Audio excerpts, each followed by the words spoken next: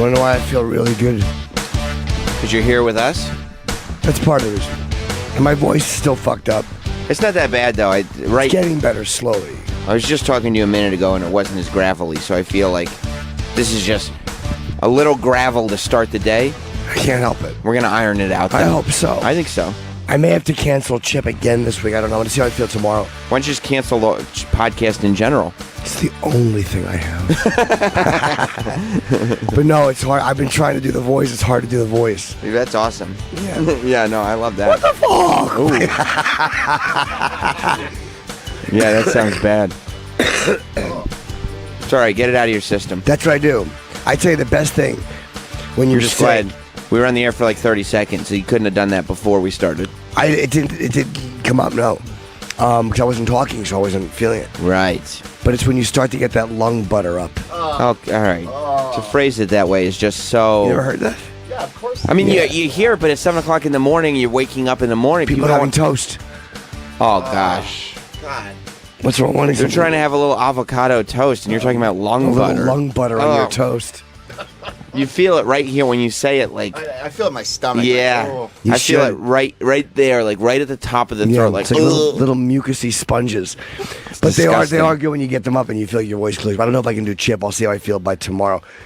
But I was saying why I feel pretty good. Oh, yes. Is because I heard you cough before. Well, yeah, I mean, all of us kind of happy. Yeah, it did. Yeah, I don't care now. I was fighting for my life to not get sick before WrestleMania. Wrestlersmania, yeah, of course. It's not wrestlers. I told you that yesterday. That's not what the show is called. Wrestlersmania is not a thing. I'm trying to make that so clear. It's like one of the most branded, whatever. That's what it is. No, it isn't. It's the Wrestlersmania. No, it isn't. So... And then people, I'm posting photos like, oh, this was great. And then on my Instagram, little comments that say like, oh, I hope you had fun at Wrestlersmania. Yeah, people know what it's called. No, with the apostrophe. Oh, no. And the apostrophe is not because you're missing a letter. The apostrophe is just because it's plural. Possessive. It's possessive, sorry. It's it's a possessive apostrophe. Of the wrestlers. Right, it's their mania. Yeah, the Wrestlersmania. I see. No, all it was, because, and I was talking about this on Thursday. You were sick. My kid was sick. One of the publicists that came in here was sick. My dog was sick. Everybody around me. I think I'm missing people. Why wouldn't... What? Why would you turn your mic back on to spit? I saw it. Spitting is not loud. It's just you could hear it. It's the most revolting sound. Oh, so what? I'm sick. But you turned your mic off to cough. You turned it back on to spit. Because I didn't mean to. No, I see. You're not thinking when you're because I didn't mean to. And he has some distance between the tissue and his mouth. You could put it right up to your mouth. It looks brown, but it's coffee. It's coffee. Nobody's worried about the color. It's disgusting. Whatever color it is. Worried. Were you worried or disgusted? There was it's just just gross. Yeah. And I had to watch it come out of his mouth. And it looked clumpy. Yeah, no, I've been coughing, but I don't care. I was fighting to make sure that I simply got through Sunday night. Yeah. And was able to perform on the level that the last professional broadcaster is accustomed to performing. Sure, which is subpar. That's not what I was thinking when I said it, and I got through it. So if I get sick now, I don't care. No, I know. It's just, this one is, I was wondering if I needed a Z-Pack, and my friend of mine who's a doctor said it's probably like allergies or a virus or whatever. Like, it's just got to run its course, I guess. Your What buddy, does a Z-Pack do? Does that get rid of viruses or no? well, it's antibiotics. Oh, but, So, I mean, if you have like... it might not help with this. That's why I didn't take it. No, I mean, you got to go to a doctor that would tell you. Yeah. If you had bronchitis, you would take a Z-Pack. If it's allergies, there'd be no reason to take a Z-Pack. If it's just a lingering cold, because what it probably is because you decided in your infinite wisdom not to just take one day off. Okay, I left that one day. Then you went to the Comedy Cellar that night. It's a 10-minute set. But that's all it takes. That didn't exacerbate it. Of course it did. You went still going out and not. Right, you just but I had to do. I'm working on my flat earthers bit. I'm gonna do have to do anything. You're no, you're right. Comedian. No, he's right. He's right. You miss a day. I'm working on stuff. He's gonna lose the magic of the flat earthers. Forget how bit. it's all done. I'm on a roll. Oh, are you? Sure. I had no idea. No. Well, there's no evidence in career to show it. That's what I was wondering. Yeah, when would we be able to see the fruits of your labor? The But yeah, because you won't take a day off, so it's probably just a little thing that you won't just rest off, because that's all you have to do. Just rest, and then consume, eat, drink, be merry, and then it'll go away if that's all it is. I can tell Reed's on the phones. Let me see how you can tell. Does why? I don't see anything. Travis understands. Shouldn't be a P there. Yeah. We'll talk to Sean and see. Yeah, okay, now I'm seeing that the sentence, because they're all words in the description, but the sentence doesn't make sense as it's written. Sean in North Carolina? Does Jim call it lung butter because there was a cop turning his throat earlier? You know, that's a good joke. However, Reed wrote it out as calls it lung butter because a cop was churning deep in his throat. Well, that does make more sense. See, yeah. There's a police officer in my throat. That's what... When I first read it, I was like, oh, okay, yeah, cop was churning in his throat. A cop is a word. Except, a cop wouldn't be churning. And that doesn't make any sense. CK was what he was looking for there, not P. Is that right? Yeah, so I was just sitting there when I got to Sunday, and I didn't have your festering disease that you've been just allowing to linger here in the studio for all of us. Yeah. I declared myself a victor. You were right. So? You were right. So if you get it now, it's not a big deal. I don't care. Don't care. Yeah. I wish I didn't have it, but it doesn't. I'm not sick to the point where I feel nauseous anymore. It was just that one day, and I don't feel like I'm not in pain. It's annoying. And Elias didn't get sick either. He was able to go to WrestleMania and still perform. So everybody's a winner here. Yeah. Everybody's doing just fine. I didn't like being ill. Nobody does. No, it's true. Unless they have a license to ill. By the way, I'll pretend I didn't hear that. I'll tell you what's driving me fucking crazy right now. Batty? I ordered these socks, and they're too low on my ankles, and I take one step and they fall under my ankle. They're fucking like half sock, those little pantyhose socks that ladies wear. Sure, because you wanted to wear your ankle shoes and show those ankles off. I'm so angry at these fucking cocksucker socks. That's what's bothering you? Where'd you order them from? I was on Amazon for some reason. I don't know why I wanted to order something on Amazon. I forget what it was. I had like a gift card. I wanted to see if it was still valid. So you went for socks? $20 for a bunch of pairs. And I hate these socks so much. Why are you deviating from like the norm though? Because I'm an asshole. I watched the video last night and I shouldn't have watched it. It was just a dismembering. And I know. What are you doing? You're all over the place. Bad stuff. But somebody had their ankles chopped off. And you were thinking, I prefer that to feeling this. I see. Fucking shit on my sock. What are you doing? I know. Yeah, just don't switch it up. You have your socks. Just buy more of those socks. At 50, that's why 50-year-olds don't change things. I do. I'm always evolving. You're not evolving. That's true. He went from beheading to dismembering. That's true. Right. Start from the feet up this way. I know. You are. Devolving probably is the word. Now you're walking on your socks. Yeah, I know. It's a shame. I'm going to work on a book. What's it going to be called? I don't know yet. Oh, you're just going to work on a book? What's it going to be about? I don't know yet. Tell me a subject. I'll write about it.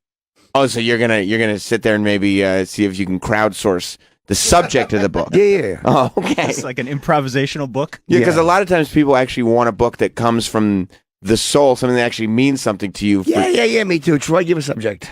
Flat Earth. Okay, cool. Give a plot.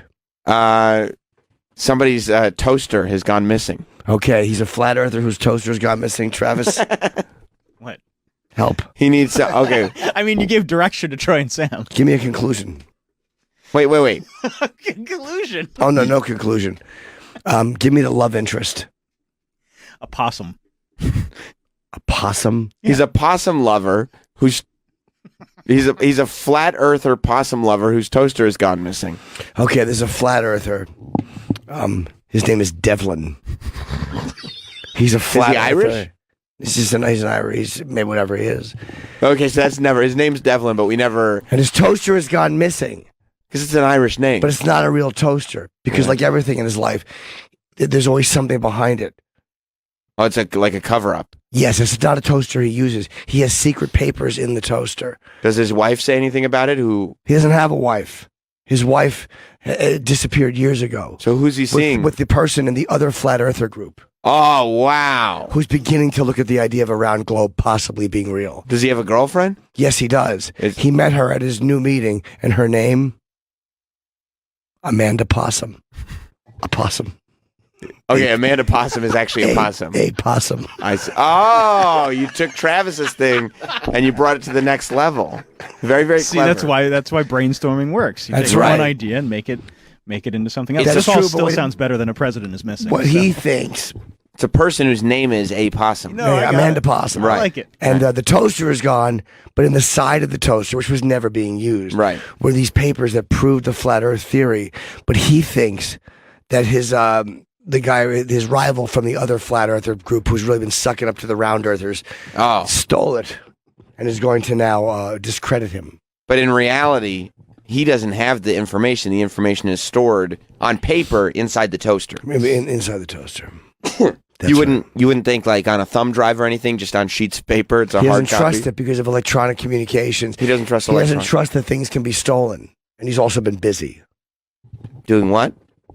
flat earthing Oh, I see. and hanging out with Amanda Possum. So he spends his days flat earthing and Yeah. dating Amanda Possum. That's right. I I'm trying see. to prove that the round earthers are creeps. Do you have And- a working title? Hmm? Do you have a working title? The original title is people probably won't like. Well, what was the original? Because The flat earther seeks his toaster. But it wasn't taken because of that. We don't know if it was because by the rival group or if it was just a home invasion. so it could have just been somebody stealing. Oh, no, there was a home invasion. The book is going to open with a home invasion. Oh, I see. So somebody could have just taken the toaster because they wanted a toaster. They just stole everything in the house. Everything? Him and Amanda were watching an old VHS. It was a Price is Right marathon, and he had taped 36 hours of Price is Right. On VHS tapes? Yeah. That's So so, him- many tapes. Him and Amanda are watching one night, and they hear a knock at the door, and 5 youths break in and tie them up and steal everything in the house. Every single thing. Well, no, anything of value, and the toaster was one of those things. Is it a specifically valuable toaster or just because you They could, just stole everything. it seems like it would take, Insulted Devlin and Amanda. seems like that would take a Bludgeoned very them. long time to take everything. Like Yeah. if you're going so far low as the toaster. They beat them badly I see. with a pipe. Oh wow. Wow, that seems violent. Yes. Unnecessarily so. It's really a violent beating. Wow. Yeah. Wow. Well, that's. I mean, I am. Yeah, I would. Amanda spends half the book in a coma. Oh, wow. And are we? Tire iron across the back of the head. That'll do it. Yeah. That'll do it He every said, time. "Bitch, where's the doilies?" He wanted the He doilies wanted too. the doilies, and she wouldn't give them up. Did she have doilies? Yeah, she did. She didn't want to give them up. In Though. the drawer. Did he find them? Yeah, he did. That's a Because real Devlin shame. told him as soon as Amanda got hit with the fucking tire iron. Well, Devlin doesn't want to get hit with a tire Yeah, he iron goes too. right there. And then when Amanda wakes up, he can say like, "I don't know. He got the doilies. I don't know how he found them." Ray in Georgia has a point. Okay, let's go to Ray as we kind of crowdsource the plot to Jim's next book. What's up, Ray? Hey, how about the love interest be a transgendered possum, and if she's in a coma, you don't know if she's really playing possum or not. That's actually great. No, it says a transgender geologist. Did you say geologist?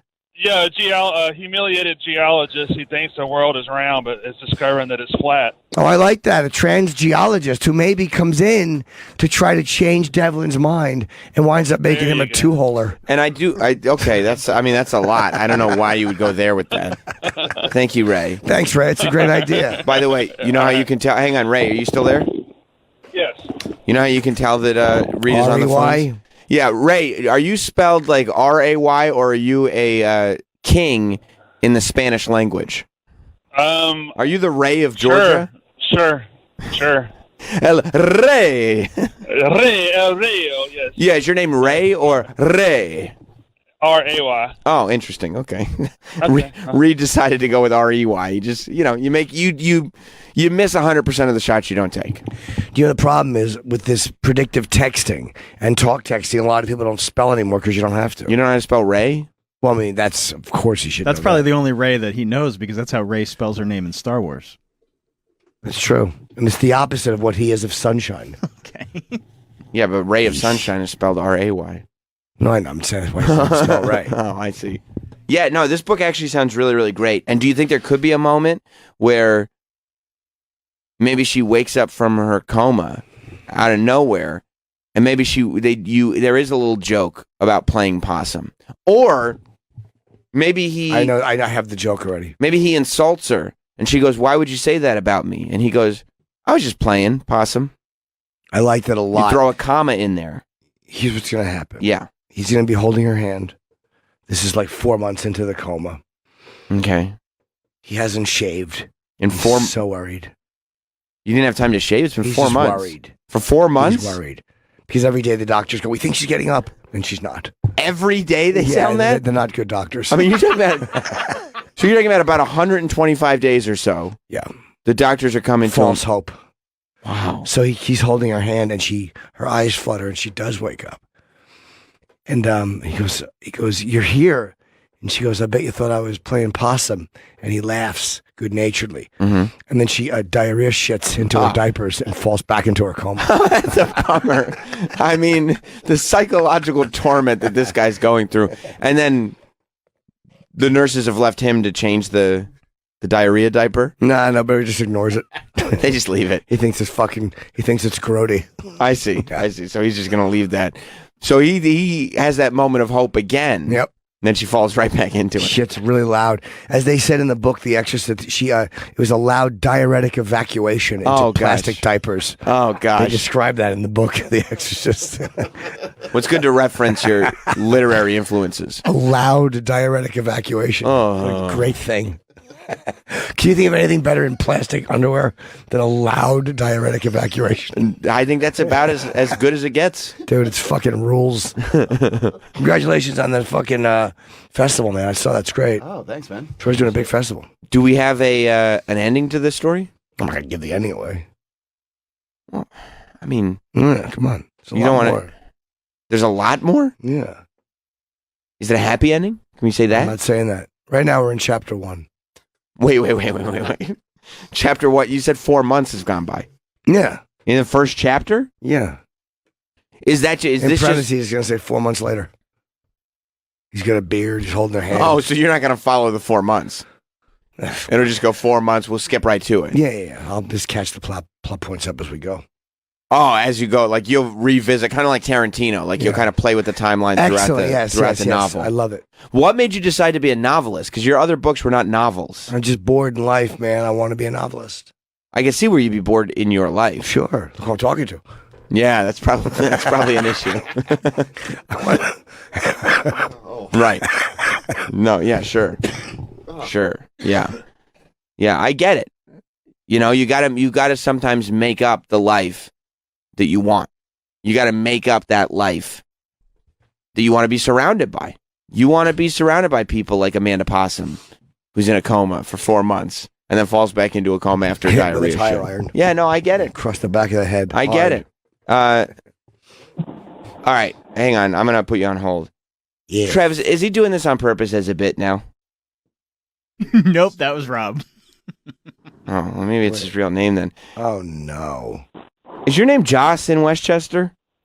No, it's Joe from Westchester. It's not like...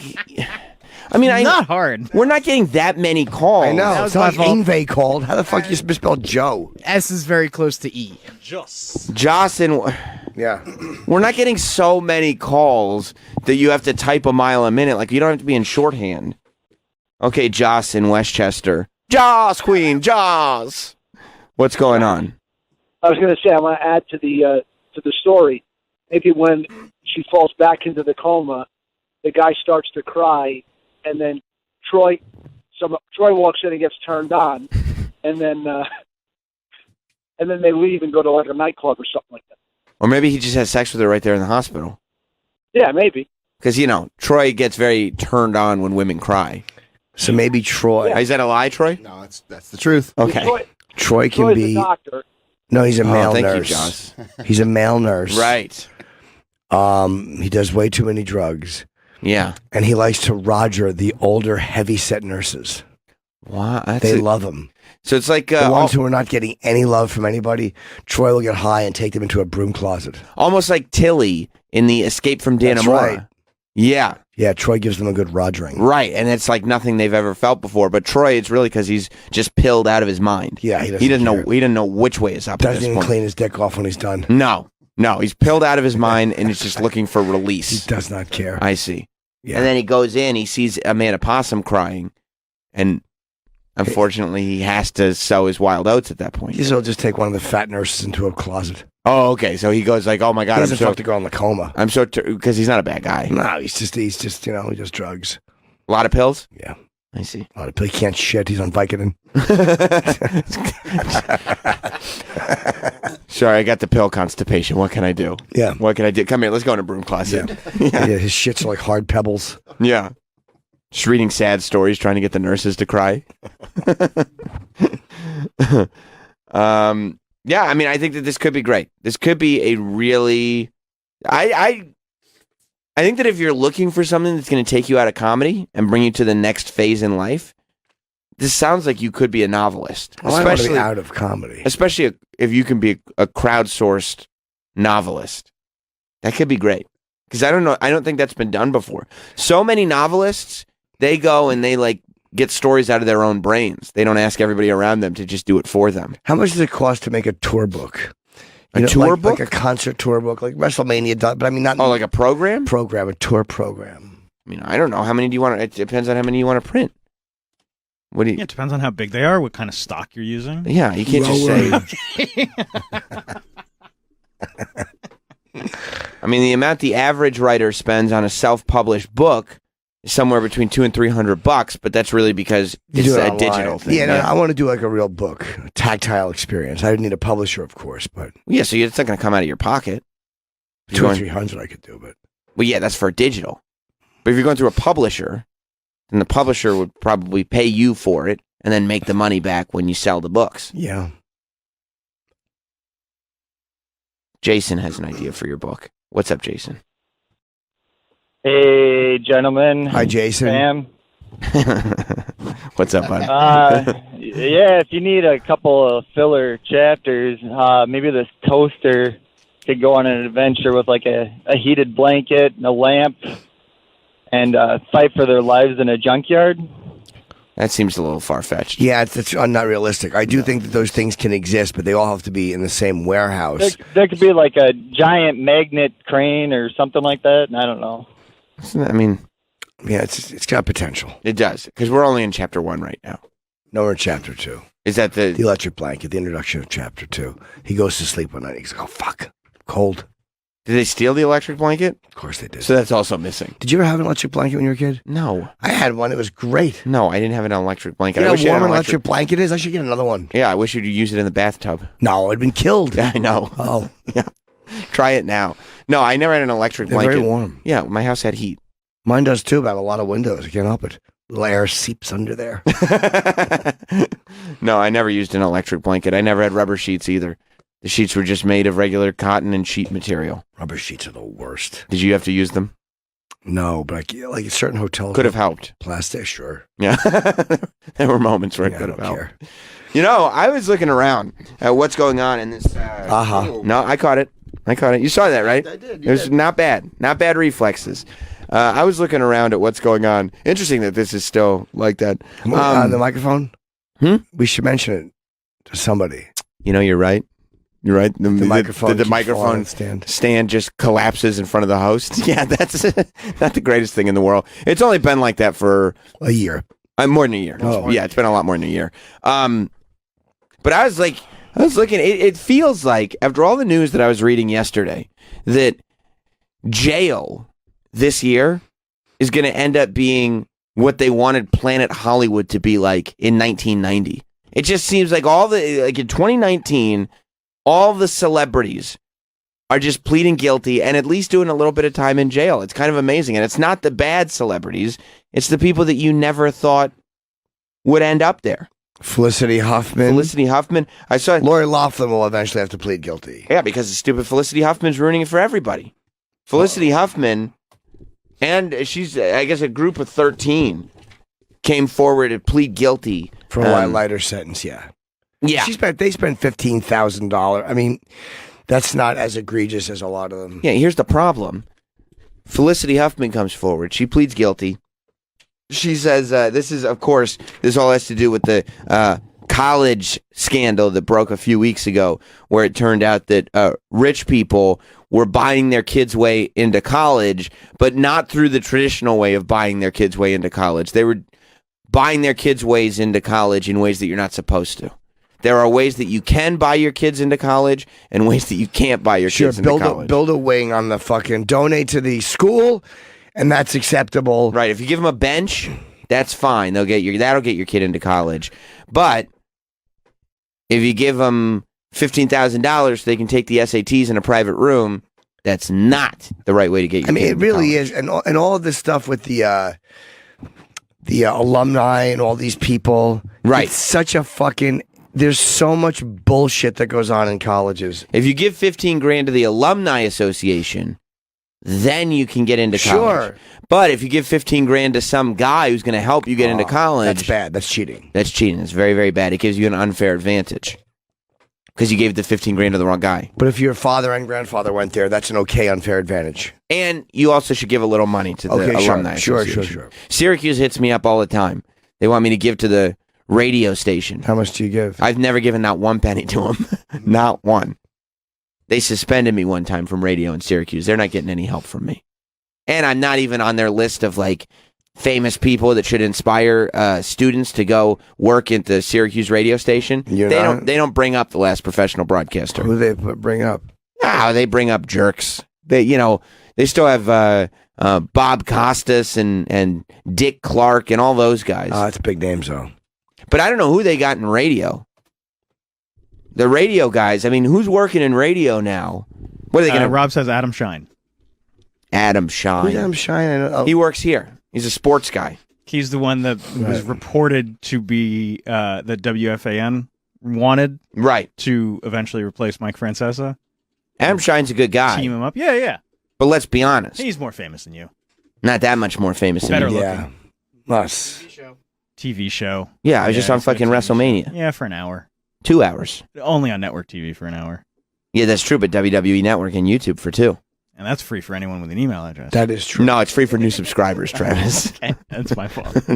You phrased that in the wrong way. I'm sorry. Yeah, are you looking at who the esteemed alumni are of WJPZ, Troy? They don't have me on the list. They ask for my money, but they don't put me on the list. Did you even do... Oh, yeah, you did the radio. Yes, I did. I hosted the Danger Zone every Friday night. Did you? What time? It was yeah. Right. I hosted playing some fucking heavy music.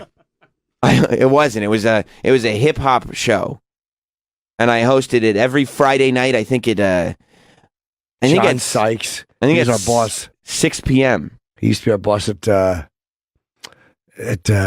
not FAN. At WNEW, K-Rock. Yeah. No, NEW. Big deal. John Sykes. He's an executive. People don't go to Syracuse and be like, "Oh, one day I'd like to be a radio executive." They go on and they go, "I want to crack one of these mics. I want to figure out how I can be an on-air personality." He's the reason O&A got fucking fired. Exactly. That's the guy you want to pattern yourself after? No. Have a good time. Yeah. And then WERW is the other radio station. Oh, I guess I'm on the Wikipedia. Ah, there you go. Let's see. It just currently works for Opie and Anthony. Good for you, bro. That's a hot show. Host of Special Delivery starring Sam and Dave on SiriusXM. There you go. Special Delivery. Oh, my God. Right above Matt Fastow. Yeah, but below Sharon Tenure. Listen. Syracuse Do you should still be... talk to Michael Hotchman? No, I don't talk to Michael Hotchman. How about Doug Tribo? No, I don't know any of these people. Bree Freeman? I am so much bigger than any of the people on that list. You're not bigger than John Glastetter or Brian Jagoda? No, maybe you're right. Matt Josephs destroys you. There should be posters of me in Syracuse. One day you can be like this guy if you work hard enough. If you work hard enough and you never give up, you can be like the last professional broadcaster. It should be everywhere across that campus. They don't even acknowledge me. We do. You're right there on the old Wikipedia. They didn't put me there, and it still says that I'm on from 3 a.m. to 6 a.m. I'm a host of the morning show now. I'm on WrestleMania. On the West Coast, you are 3 to 6. We're not on from 6 to... I'm not on Jim's from got 3 a point. No, he doesn't. Yeah, it's only 4:30. I'm not on. We're not on from 4 3 to to 7. 6 on the West Coast. 4 to 7. 4 to 7, yeah. Special delivery. We'll edit that. Rob, edit that Wikipedia. Oh, my God. It says also host SiriusXM Hits 1 Good for you. from 3 a.m. to 6 a.m. You got That's a lot cool. going on. Were you I doing don't- that for a while? I did that years ago. I just stopped doing it one day. Why? Because it was worthless. Didn't it help you? Well, it helped me hone that skill set. But after I realized, I was like, there's no reason to do this. It didn't help with entertainment tonight, though, whatever that is. Entertainment Weekly? Yeah. They decided against me. They picked somebody else. They said it was the sound of my voice. They said I simply did not have a voice that fit the high standards of the quality broadcasting that you can hear on Entertainment Weekly radio. That was the choice they didn't made. like your voice? No, they didn't. I get that. Yeah. Well, good. Do you understand it? Yep. Cool. Well, now you depend on that voice. Yeah, Syracuse should be telling the world, hey, you know who went here? Last That's professional true. broadcaster. They don't mention it. That's true. They keep it off none of the brochures, none of them. It's encouraging to people. If this tin-voiced fool can make a living. Yeah. You don't think he learned anything at Syracuse? He certainly is not in the position that he's in because of his natural abilities. But that's probably because I don't give any money to the Alumni Association. I gave enough money. You know? I paid to go there. Yeah. It's plenty of money. Your blood, sweat, and tears. And blood, sweat, and tears. That's true. Yeah. But they don't know. They don't seem to appreciate it. They don't appreciate it at all because I don't keep paying in. They want you to keep paying in forever at these colleges. Why should you? Exactly. Why should they got plenty of money? Exactly. For the athletic programs. Yeah. Give us money. No, make your own money. I'll tell you how they would make some money if they let people know I went there. Yeah. But they don't want to tell people. So good. Find your own money then. And then they're like, oh, you can come up. Aaron Sorkin, Vanessa Williams. Yeah, there's some big names. Carmelo Anthony went there for 1 year. Jerry Biden Stiller. went there. When did Jerry Did he? Stiller go there? Yeah. These are all such old people. Lou Reed. Gives a fuck where Lou Reed went to college. You like Lou Reed? Yeah. Betsy Johnson. Big fucking deal. How These are old all is very famous Syracuse? people. Ooh, Megan Kelly. Oh, I didn't Wow, know look at that. I didn't know that. Some big names here. Oh, Yeah. fucking. I'm in good company. Jeff Koppel. Vera Farmiga? Craig Carton? Did Craig Carton go to Syracuse? Oh, good. I really hope you're following his Yeah. footsteps. Yeah, he's on the alumni list. He What? Maybe didn't do the radio station, but he's on the alumni list. Craig Carton is on Syracuse alumni list. Frank Langella. The same Craig Carton that's going to jail because he can't handle himself is on the alumni list. Yeah. And I'm not. Enjoy your dirt. Syracuse probably got some of Craig Carton's dirty money. They didn't I get any wonder of who your else money. went there. Not one penny. Wait, I think I know who went there. It wasn't Jim. Why would Jim Florentine go to Syracuse? Oh, hold on. My wife has a question. Who went there? Jim Florentine didn't go there. I don't know what he's doing. Jim Florentine. Sorry to bother you. Somebody I know went there. I don't even think Florentine went to college. Peter Falk. Okay, there's no Shaquille O'Neal did not go to Syracuse. Joe Biden? Both of them went to Syracuse. Yeah. But look at these people. Dude, how many people have you gone through, Troy? A lot. A lot of people. Some big You hit that names. scroll. Yeah, Joe Biden's on that list. Why would you be on that list? Dude, I'm bigger than half the people on that list. No, you're not. Oh. You're not bigger than Aaron Sorkin or Vanessa Williams.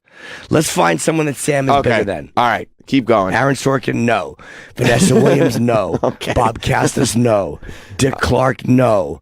Carmelo Anthony, He no. went for 1 year, Carmelo Anthony. He didn't graduate. Now, Eileen Collins. You're not even on the Syracuse University Alumni Association notable alumni list. Are you serious? Yeah. The Q's community, you're not a part of it. What a At least not that garbage version of it. organization. Well, this is their official. Well, we're finding I people bet that you're Steve bigger Leeds than. is on that list. Good, he should be. He's a good booker. Yeah, he's great. I mean, I like Steve Leeds, but come on. Eileen Collins is an astronaut. Of course she's going to be on that. Big he's fucking not on deal. I've talked to astronauts before. They're the most boring people in the world. Well, the one guy was a little stiff. That's where I'm getting it from. He the, was just a the other guy was good. Chris, we had. Who's No, I guess that's true. I'm thinking of the guy who I know spent he- a year in a space station. He was in the Flat Earther documentary. I know. I couldn't believe it. You talk about a guy not suitable for media that is trying to do more media appearances. It's unbelievable. But that goes to show you how badly people want to have microphones in front of their faces. Well, how about people want to talk to astronauts?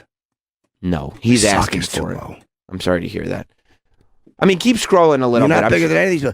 Ty Diggs. First of all, his No. name is Tay Diggs. You don't even know what his name is. He's Yeah, on the but- list. Exactly.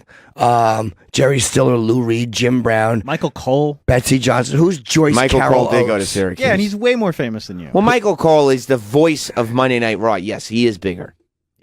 Lisa Lampanelli.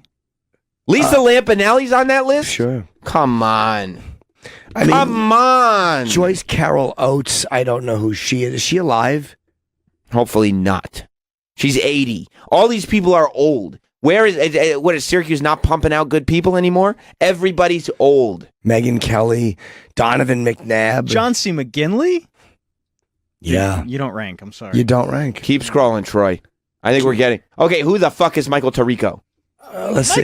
Mike Tirico. Who's Come Mike on, dude. Tirico? How don't you know who Mike Tirico is? Oh, he's an American sportscaster. You're in broadcasting and you don't know Mike Tirico? There you go. I'm not in sports broadcasting. You're in broadcasting. That's right. He was NFL's play-by-play announcer. You're supposed to be the Big last whoop. professional one of them. Yeah, I am. And wait Who's till Ernie Syracuse Davis? finds out they got the last one. Who's Ernie Davis? No, he's a nobody. Ernest Davis. He was a football player. All right. He won the Heisman in 61. So, okay, we're not going to know him because he played many, many years ago. Of course, Jim Boeheim's on the list. Well, When he he's not- died in 63? When Jim Boeheim's not running people over, he's the coach of Syracuse. Of course, Syracuse is going to put people on that. Wait, Ernest Davis, American football player, he was a halfback. He won the Heisman in 61. First African-American recipient. He played football for Syracuse. First pick in the 62 draft. 1962. He died May 18th, Oh, my God. 63 in the emergency room. What the fuck did he die of? Probably he was a outrage. young guy with his whole fucking life ahead of him. What did he die of? He was going to play in the college all-star game against the Packers. He woke with a swollen neck with mumps or mono, and he was diagnosed with acute monocytic leukemia. Oh, wow. 3 months later, he was dead. Jesus Christ. Leukemia in 1962 is not the greatest thing in the world. Finished. Yeah. Young guy. Okay.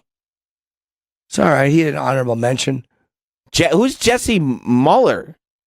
Who is that? Jim will like this one. Wait. American actress and singer. Yeah. In Chicago. Sure. Okay. Nobody knows who that is. I've seen Chicago. Wikipedia does. Yeah. Oh, my God. Who will I like? This is Travis? outrageous. Lexington Steel. Yes, he Oh, did. my God. All right, cool. I believe a couple of friends of mine wrote a profile of him for the Syracuse newspaper because they thought it was funny. He's more famous than you. Yeah, sure. Well, is. I mean, His cock is. Yeah, he's got gifts. Yeah. But Syracuse didn't teach him how to use that thing. You don't know that? Look, I'm sure he used it a lot there. Who's but Sol LeWitt? Who Go back to Sol LeWitt. who is Sol LeWitt? There you go. He looks like every guy that's ever shot a nurse from a water tower. He's an American artist linked to various movements, including conceptual art and minimalism. Come on. Cool. Come on. There is literally no evidence. If you ask Syracuse, there is no evidence that I went there. Absolutely. None. It's a good school. Yeah. Not one. I have 4 years there. They don't want to acknowledge it. Well, Frank Langella.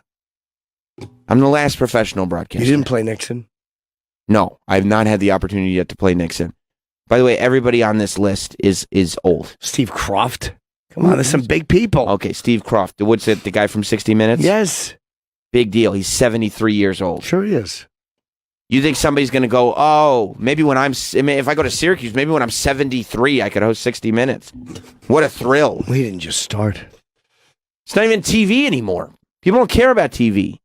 Tom Everett Scott went to Syracuse? Who's Tom Everett Scott? Who's Tom Everett Scott? Oh, you mean Spartacus from that Yes. thing you do? I'm sorry, I didn't address him by his real name. I'm Spartacus. If that had happened in real life, it would have just been met with crickets. What a douche. Is the worst part of that movie. It's so horrible. Yeah, but Why- he's way better than you. No, he isn't. Why did you say Spartacus? Because that's what Tom Hanks wanted to say when he was a kid. Tom Hanks wrote an entire movie about how he wishes his childhood was, and it turned out that it was the most phenomenal movie of all time. It's called How That did Thing we You get Do. here? It's all that's what. I mean, that's what, I've never seen it. It's Dude, so great. It's amazing. It's so It's such a great movie. great. I don't trust your judgments, though, you guys. You don't have great taste in films. It's a great movie. What the hell are you talking about? Yeah, what are you talking about? Rob dude? knows I'm right. Rob likes anything you put in front of him. First of all, Travis is a movie cuck, so I'm you're not right. a movie cuck, but that thing Yeah, you you do are. is a great movie. No, I'm not. He's an apologist. He Sure goes is. in, he sees a trailer he likes, and regardless of what's in the movie, he's going to say, "Oh yeah, no, it was good. You have to respect the story. Yeah, the storytelling. The storytelling I really like important. I like good storytelling. You go, it's okay if it moves slow because you have to understand the pacing." Yeah, the English patient. Yeah, exactly. It wasn't boring. You just have to have patience. Absolutely. Let it unfold like a fine meal. Exactly. You guys don't like a slow burn of a movie? No, I Depends wish on you the were movie. involved in a slow burn. Absolutely, in a fucking motor vehicle. Upside down in a ditch. People film it. But It wouldn't help? They would just film? Yeah. Damn. Can't pull someone out of a burning car, dude. I guess you're right. this goes to evidence, okay? I've not given Syracuse now one penny since I left that school. Good. And they have They don't need your money. They've decided not to acknowledge that I went there. Let's see where the next group of people who are just better than Sam. Who's Beth Mowins? Who is this whole list? I'm sorry to bother you. I think that man there. Sorry to bother you. Is that a pretty good impression of Columbo? No. They're all now that I sports know you're play-by-play doing it, people. it's not good. Yeah, Beth Mowins. Oh, she was Ho's brother. Oh, by the way, here's a big... Come through the honeycomb hideout. Here's a shocker, by the way. On the notable alumni list, you know how we just said Joe Biden went to Syracuse? Shocker, Beau Biden went to Syracuse. Wonder how he got in. Speaking of Biden, Marv Albert. It was funny. Thank you. Also, Al Davis. Yeah, come on, man. You don't rank. I do rank. I'm no, better you're than a some good of these dude, but not people. on this list. I'm better than Beth Mowins. No, you're not. Yes, I am. No. Last professional broadcaster. She's a fucking play-by-play announcer on for ESPN and CBS. What are you Big doing? deal. I was just on WrestleMania. Exactly. Yeah, it's not as big as ESPN. No. Yes, it is. WrestlersMania big. is a one-day thing. Yeah, exactly. Yeah, it was Right? the pre-show. It wasn't even like the Nobody main even card. watches ESPN anymore. WrestleMania is bigger than ESPN. Nobody watches ESPN. Can I have my other eye drops, Rob, from yesterday? They're not just these. My eyes hurt. Thank you, buddy. SiriusXM is 30 million subscribers. Yeah. 30 million. And we're the biggest show out of all of them.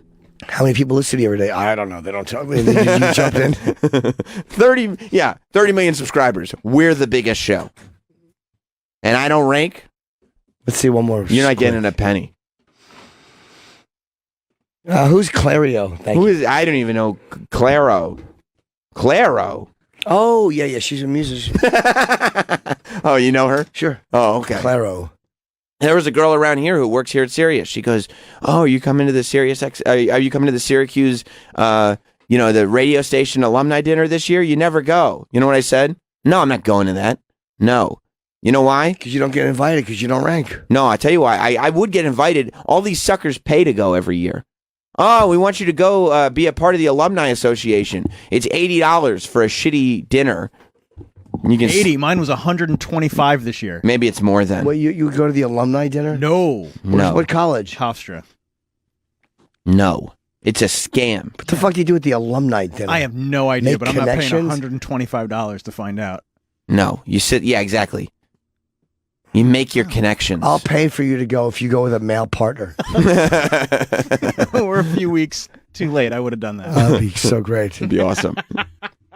I want to hire We someone. could do it for my high school reunion. That's coming up. Oh, please, can we do that? We get someone who looks like fucking whatever the guy's name from the oh my god, the football player, the stupid Sandra Bullock movie, The Blind The Side. Blind Side? Or Robert Orr. Robert Orr. Yeah, you should go with The Blind Side. Someone like that, 6'8", giant defensive back. Michael Orr. Yeah. Just caresses the back of your neck during the dinner. Lovingly. Calls you Trav Daddy.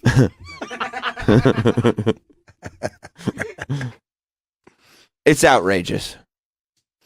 It's outrageous. I mean, Syracuse should be paying me to be doing commercials to go to that school, not the other way around. But they know. All these colleges. Why? They have a very successful program. They don't need you to. First of all, Let's go Lexington Steel. And by the way, I wasn't even. Okay, now we're getting. We know what that is. I wasn't even in Syracuse broadcasting program. No, it's a thing. I got a degree in sociology.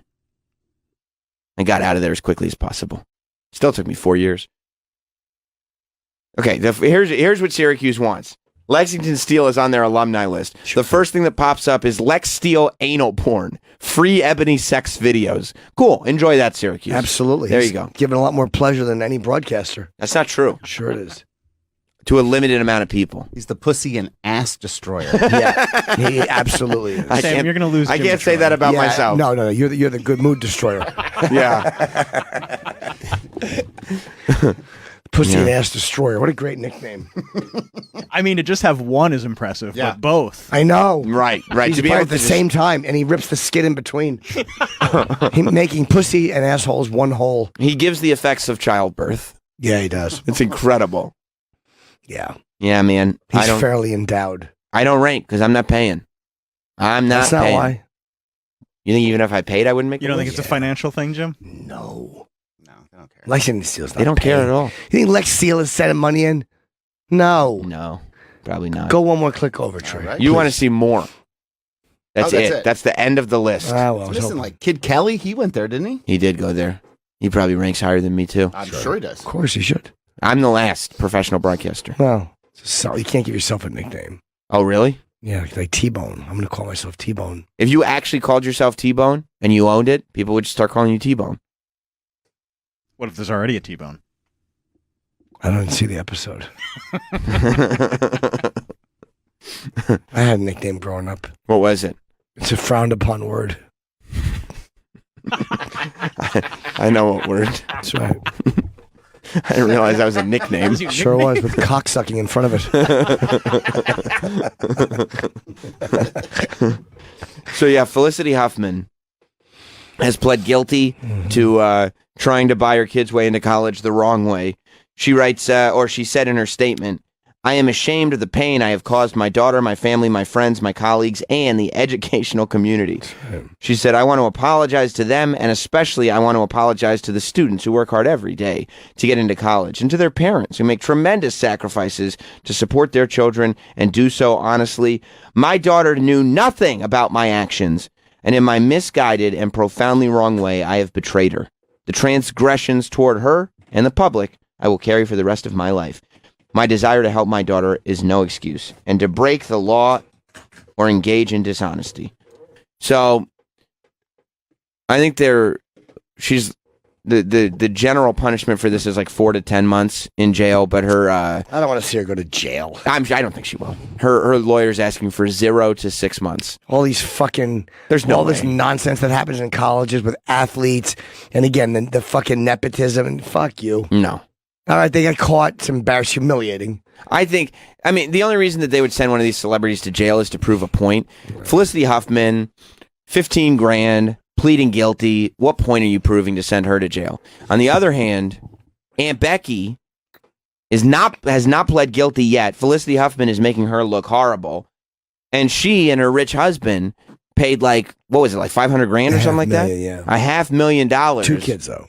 Or was it only one that they... Well, that's still, the math doesn't add up. 2 kids, $500,000. 1 kid, 15 grand. Still, we're talking in 2 different leagues here. Yeah, I think they did more for that money. Like, they Felicity did. Huffman was just like SAT by proxy or whatever. It cost $500,000 to Photoshop your kids onto some rowing team. Or yeah, whatever.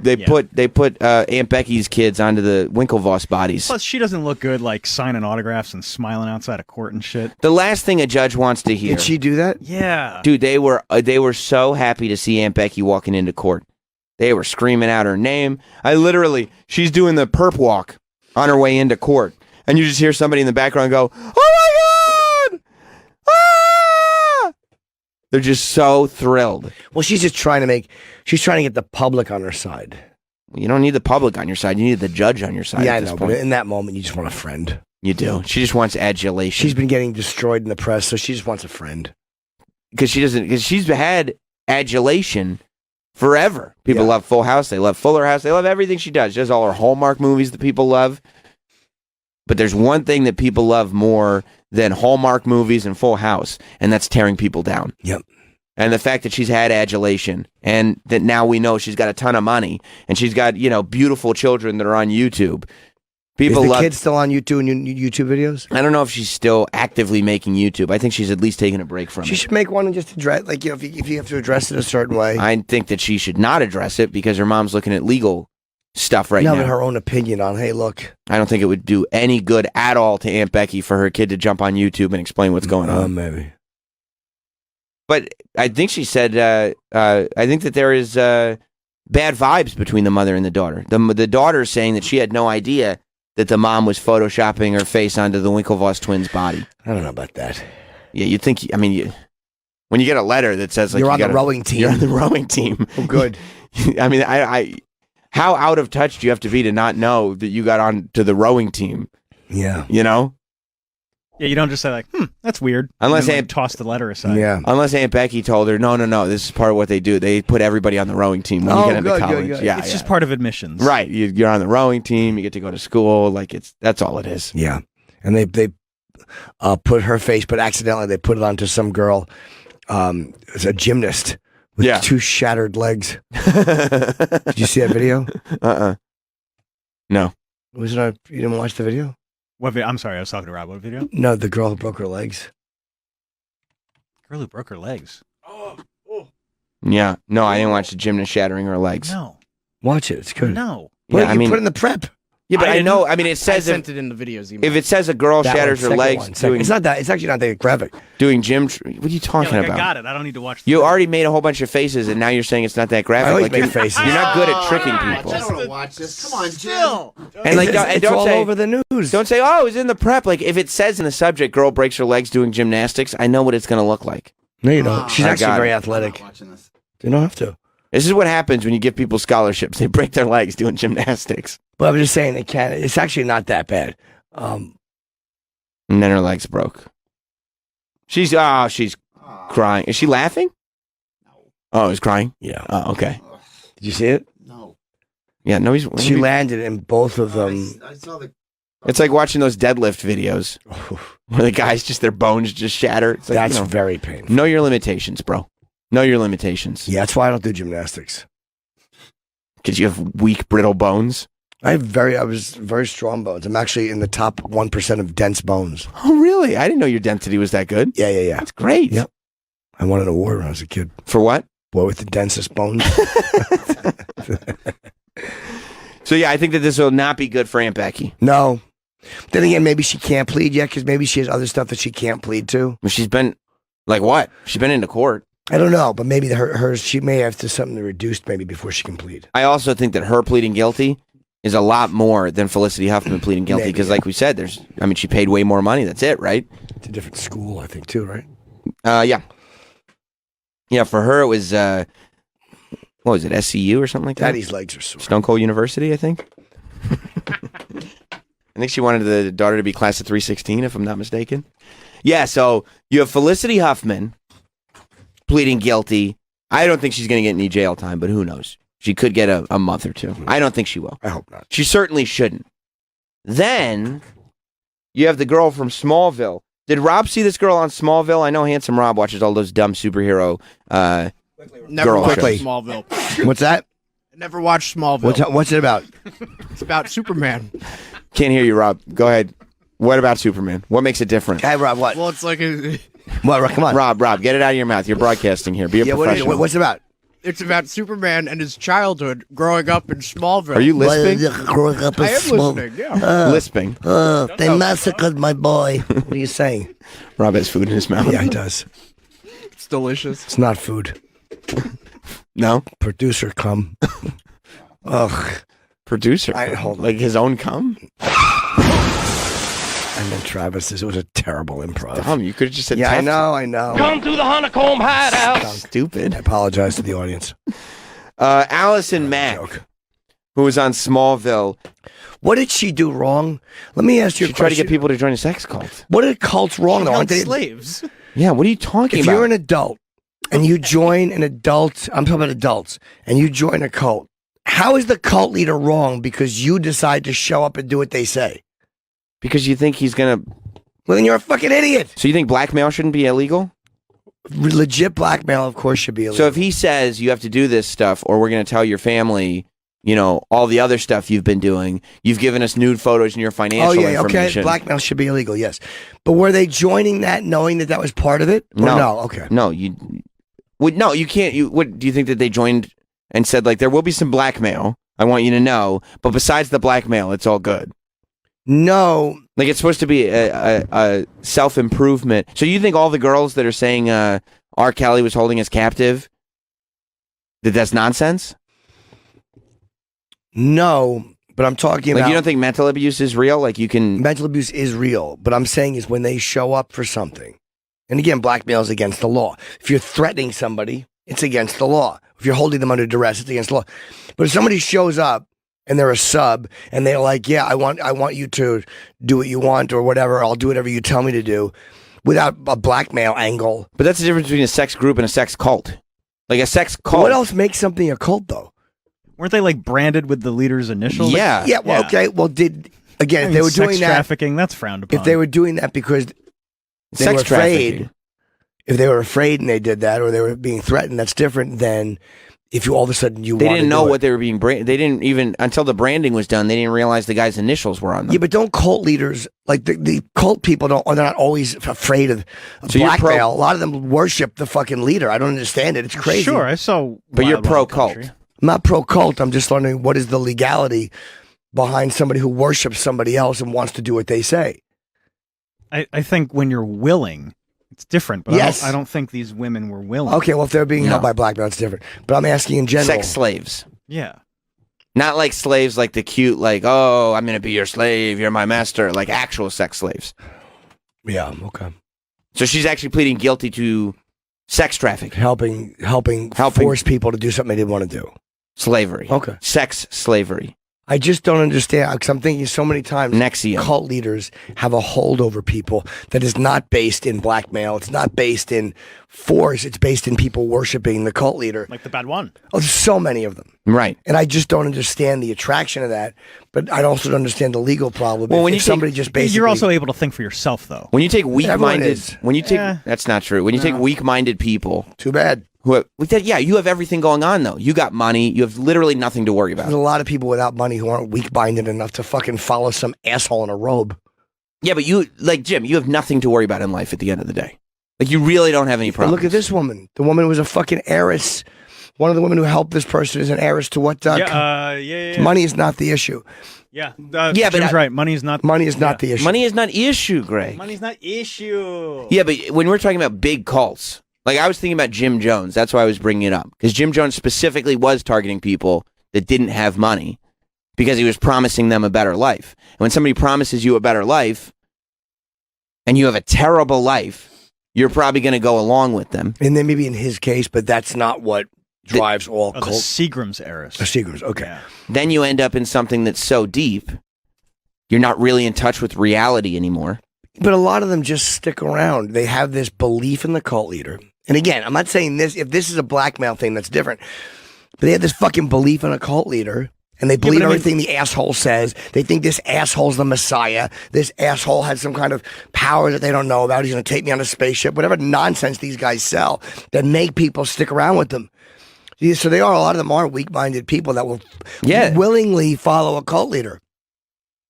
Right. And then when crimes start to happen.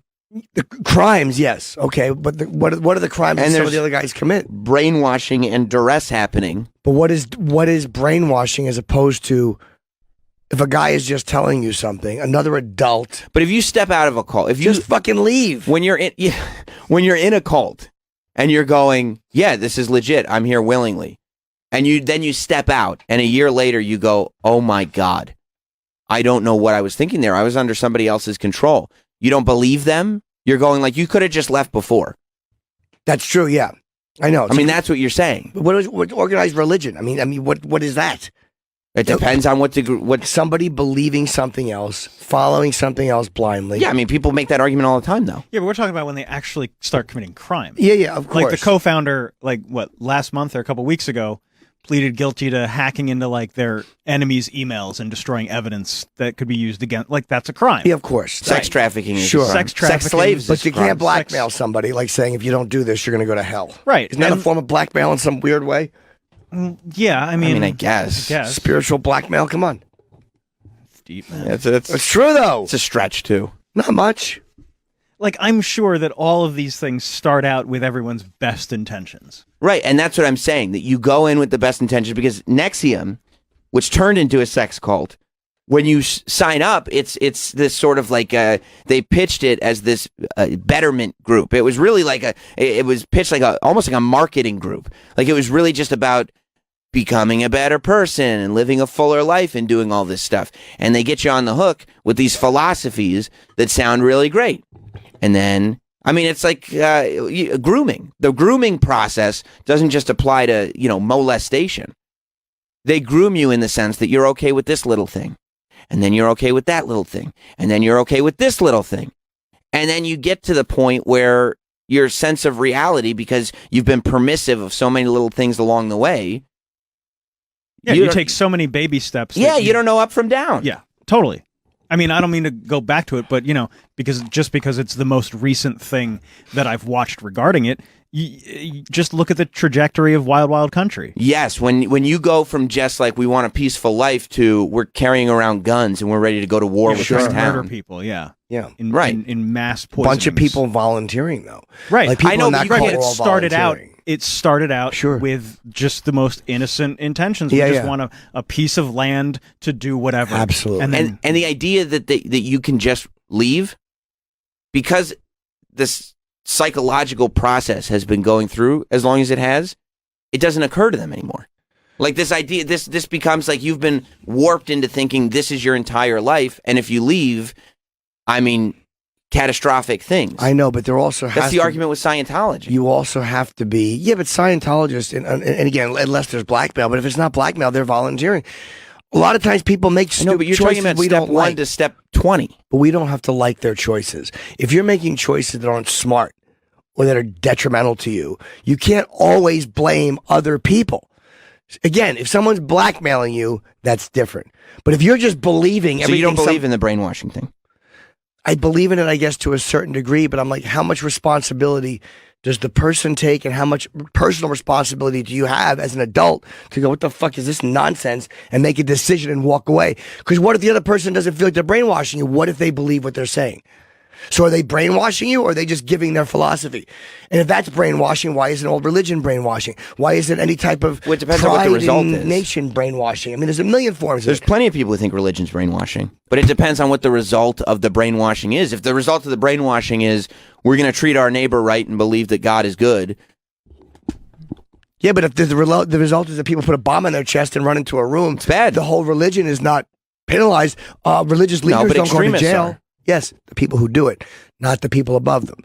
So I'm saying in a cult, if you understand what I mean? If you're brainwashed, quote unquote, religious leaders aren't going to jail for the shit their followers do. So why all of a sudden in a cult without blackmail, why all of a sudden are you responsible for somebody buying into your fucking nonsense? Because if you're a religious leader that has encouraged people to do that, then you do get in trouble for it. I mean, if you're just a religious leader and somebody takes your message and completely skews it and you're like, nobody else is doing this, this isn't what we were talking about. Yeah, but these guys aren't committing, the cult leaders are not encouraging people to go out and commit crimes. The crime they're committing is people just buying into their shit. Like, it's different. I'm using that as an example, but they're not causing people to go out and fucking commit crimes. Yes, they are. What? Sex trafficking and sex slaves and recruiting. I'm not talking about when there's What blackmail. cults are you and shit like talking that. about? Just so many people that follow, again, like the Bagua or the fuck, or all these people that follow Koresh or whoever it is, or the fucking like Marshall Charles Manson. White Apple. There's a million of them. Charles Manson. But Charles didn't- Manson was encouraging people to commit crimes. Yeah, you're That's what we're talking about. When we talk about, but people followed him beforehand. These weak-minded fucking idiots follow this guy. and by the way, like the people who commit the crimes get in trouble just like Manson does. They do, Like nobody's yeah. letting them off the hook. But again, Manson, as much as he was crazy, and he was a fucking bad guy, he said, man, I'm uneducated. These were college students. And he did have a valid point. These Yeah, were but he educated people. Drugged them all up. It's like they took the drugs. He didn't force them to take drugs. I mean, come on. It's blaming other people for shitty decisions that you yourself make. There's a lot of Yeah, no, I mean, I understand that, but to make the first bad decision, you can blame them for the first one, but then once they go down this road, like there has to be some level of like, Manson knew what he was doing the whole time. He was manipulating He was people. also on drugs. They were all fucking high. They were all fucked up. And I'm sure he was equally guilty. Of course, he was trying to start a race war. So I'm not talking about people that are encouraging crimes. I'm talking about these people that just follow a cult leader. They follow him because they look up to him, or they like his message, or they think he's the next thing. I mean, there's a lot of people that are not held in trafficking, and they're not held by blackmail. They're held because they have an attachment to this guy, and maybe it is one step after another. But at what point do you have to go, I'm a fucking 35-year-old adult, this guy's an asshole? Yeah, I mean, you should, but I don't Yeah. think that's what we're talking about. No, I'm talking about that. The mentality behind somebody who follows a cult leader. Sure. Like Allison Mack. Okay, what the fuck? Did this guy blackmail her, or did he, like, why would she follow this guy? She bought in. The fuck's wrong with her? She's going to jail for it. Yeah. I mean, she's pleading guilty and going to jail. But I mean, that's... She was the leader's direct slave and had a sexual relationship with him, but also acted as a master to other slaves. But did he blackmail her, or was she just... who were fucking forced to have sex with him and get his initials burned into their pubic region with a cauterizing pen? But nobody's sitting there saying Allison Mack isn't wrong. No, but I mean... They're saying that the leader's wrong, too. You're trying to say that the leader's not wrong. Not in this case, I'm not. Not if they were blackmailing, I'm not. No, I'm not saying he was Well, not that's the wrong. only kind of cults we're talking about. No, we're talking about the mentality of people who get involved in cults. Because this one, I said, what did she do wrong? You're like, oh, there was human trafficking, they were blackmail. Oh, okay, that's what they did wrong. But a lot of times they don't use blackmail. So Well, I think people the are only held by these cult leaders, and I don't understand what the fuck holds you to them. Well, you want, I think most of the time, I think, and I don't know, I've never been in a cult myself, but, and I think the only reason that people think cults are dangerous is because they end up doing stuff like this. I mean, who cares if you're not breaking any laws? I don't care if you're in a cult or not. Yeah, think for yourselves. But I think that, people end up in whatever their position is in life where they need somebody to make sense of things for them. And people with money are like that, and people without money. But it's weak-minded people. It's people that need a leader to sit there. I mean, look, why do people go see Tony Robbins all the time? Why do people spend thousands of dollars? He's different, though. To go, is he? Yes, because... It's a positive message. But that's a huge difference, because he's a guy who will see you for a few days, give you what he sees as tools, and then you go back to your life. He's not a guy that is trying to get you to follow his irrational... Oh, yeah, sure. He's just a guy trying to teach you how to empower yourself and move forward. But I more mean... Guys like me and him are very similar. In the sense that I'm trying to figure out... Males? Even that is... Yeah, not quite on the nose. That's not true. But I more mean like the people that you were talking about, like the televangelists. But those people, exactly. They get these dumb motherfuckers.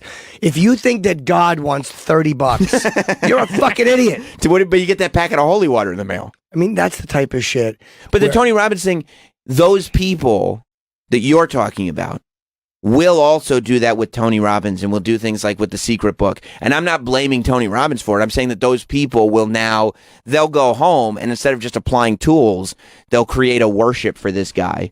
I mean, he made a movie. Wasn't his movie called like I'm Not Your Messiah or something like that?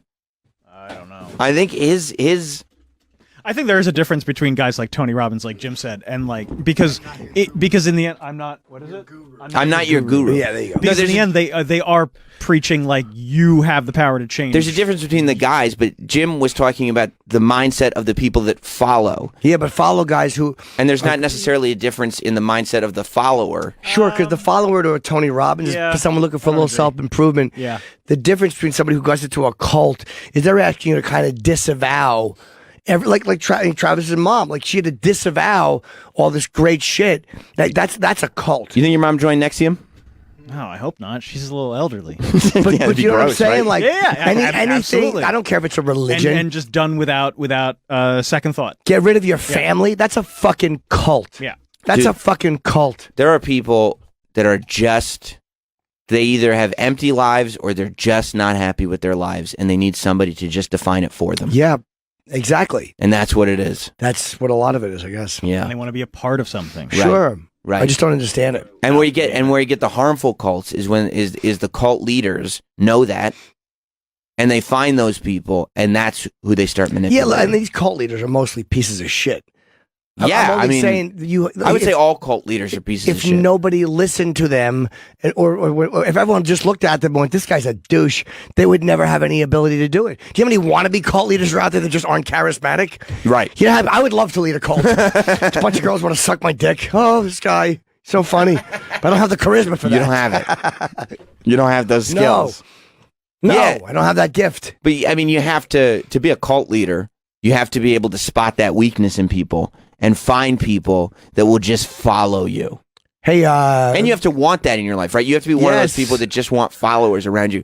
That sounds to me like the worst existence imaginable. I can't imagine how annoying it would be to just have people around you going like, "Ooh, yes, great leader. What else? Trust what me, else?" it's a big burden. It is, right? Yeah. Heavy is the head Let's go to Greg and Kelly. that gives head. What's going on, Greg? Hey, what's up, fellas? Hey, buddy. How y'all doing? Good. So, on this whole cult leader thing that you guys are talking about, so if what you're saying, I believe it's Greg also, right? Yes. Yeah. What you're trying to define here is that Manson shouldn't have been held liable or put in prison because he never actually committed a crime. No, I wasn't saying that. He was a bad guy.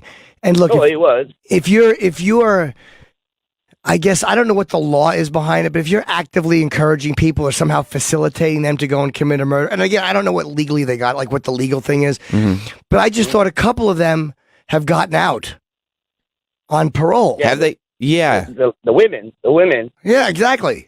They were They in on the shouldn't. murder. I agree with you on stayed that. He stayed on death row without, without actually having committed a Right. single crime. Yeah, but I But do that's think he just should have a went to twist on jail. He was a bad Also, guy. look up Mike Lavinati is also part of Nexium. No. With that, I'll go. All right. Wow. I have not heard that from anybody. Thank you, Greg. Let's see here. Kyle in New Jersey. Oh, I was going to go to. Oh, if What- you want to go to someone else. No, it's cool. What's up, Kyle? Hey, good morning, my friend. Good morning. Hey, just as an example to kind of give Jim a better idea, so if like the leader of the Honeycomb Hideout, it's like, hey, you can come join us and hang out with us here, eat our honeycomb, let's have some fun, some good jocularity, but then you yourself were like, no, fuck everyone that doesn't believe in this, and they should, I'm going to extort them for money and sex crimes. You know what I'm saying? Well, It's on extorting you, them, it's yeah. not on the leader of the Honeycomb. Extorting them is bad. I think that's where. Thank you, buddy. I Thank think you. that- Extorting them, of course, is wrong. I think that's where people generally think it becomes a cult, where there's extortion involved, where there's blackmail involved. That was the big criticism of Scientology, is that one of the reasons that people stick around is because they get excommunicated if they leave, not just from the church, but from their families. People follow them. There's a criminal element to this stuff. If there's no criminal element, I don't think anybody Well, it's been cares. alleged. I mean, I don't know if anybody. I'm saying that's what the accusation. Yeah, sure. Thank you. But if there's no criminality, I don't think anybody cares that much. Yeah, I mean, there was rumors. A rumor I heard about Scientology, and again, it might not even be true, is that they would get you to confess all your sins. Yeah. In those confessionals or whatever, when they're purified, whatever it's called. I'm getting it all from the Leia Remini show. And I've never seen that. It's great. I know that Scientology is not fond of her. No, it's not a flattering portrayal, but it's an awesome show. They follow her around. She follows them around. There's some guy with an Australian accent that's helping her. It's great. It's a hell of a caper. Excuse me. But it's a true caper. Let's go to Bridget. Auditing. That's what you were thinking. Auditing, yes. Thank you. And then they have all that information. And even though I don't know that they've ever I mean, exposed where's anybody. what's-his-face's wife? Yeah. David Miscavige. Yeah. The police have interviewed her, and she is fine. There's no case. She's fine. No, but the police have talked to her. Well, And again, that's- as an adult, she may be hiding or whatever the fuck she's doing, but the cops have talked to her, just like they talked to these R. Kelly girls, the two of them that didn't want to leave. Yes. And Like they sometimes, talked to Richard Simmons. Right. sometimes That's one of those things when you're in it. people just making a decision that you don't like. Oh, sure. Totally. You know? Or they're in it. You know what I mean? Like they're in that spot Maybe where not. eventually they could come out and go like, I can't believe I was doing that. But if you're an adult and you're in it and you're sitting here, And the cops say, "Do you want to go?" And you go, "No, I'm fine." there's nothing you could do. Nothing anyone can do. It's a decision that we people just don't agree with. You Even can't though go I don't save think an she wants to adult. do I think Scientology hurts their own cause. Like, again, if they just backed off, because that stuff where they would just follow you. Now on the internet, it's very easy to turn the tables and go Yeah. back on them. It's like, just stop that shit. You're being glib, Jim. You're being glib. But you know what I mean? You guys got enough smart people in that organization and enough like powerful people who make stuff happen. Like, you don't even need to do that shit. And it's weird with Scientology because there's still Hollywood people that swear by it. So Yeah, that's what I mean. Believe me, if they could help my dumb career, I'd be a Scientologist in a second. you would. They couldn't. gonna take- Miscavige wrote me. He goes, even we can't help you. Yeah. even L. Ron Hubbard couldn't think of some science fiction that could help you. Tom Cruise went, I'm sorry, talk to the Catholics or the Jews. We can't help you. Jim's auditing session would just be weeks. Right, and also they'd be like, "Wait, this is all on YouTube." They call already." people in. Do you fucking believe it? yeah, right. Exactly. He said this in this special and that special. Yeah, this is not good. Can't blackmail him with this. There's an article, I think, over the weekend. I didn't read it, but like Tom Cruise's kids are apparently just rock stars in Scientology now. I'll bet. Because they're both like grown up. And who did he have those kids with? Katie Holmes? Who's Surrey and the other? No, they're not adults yet. The ones from Kelly Preston? From his Kelly Preston is John Travolta. Oh, sorry.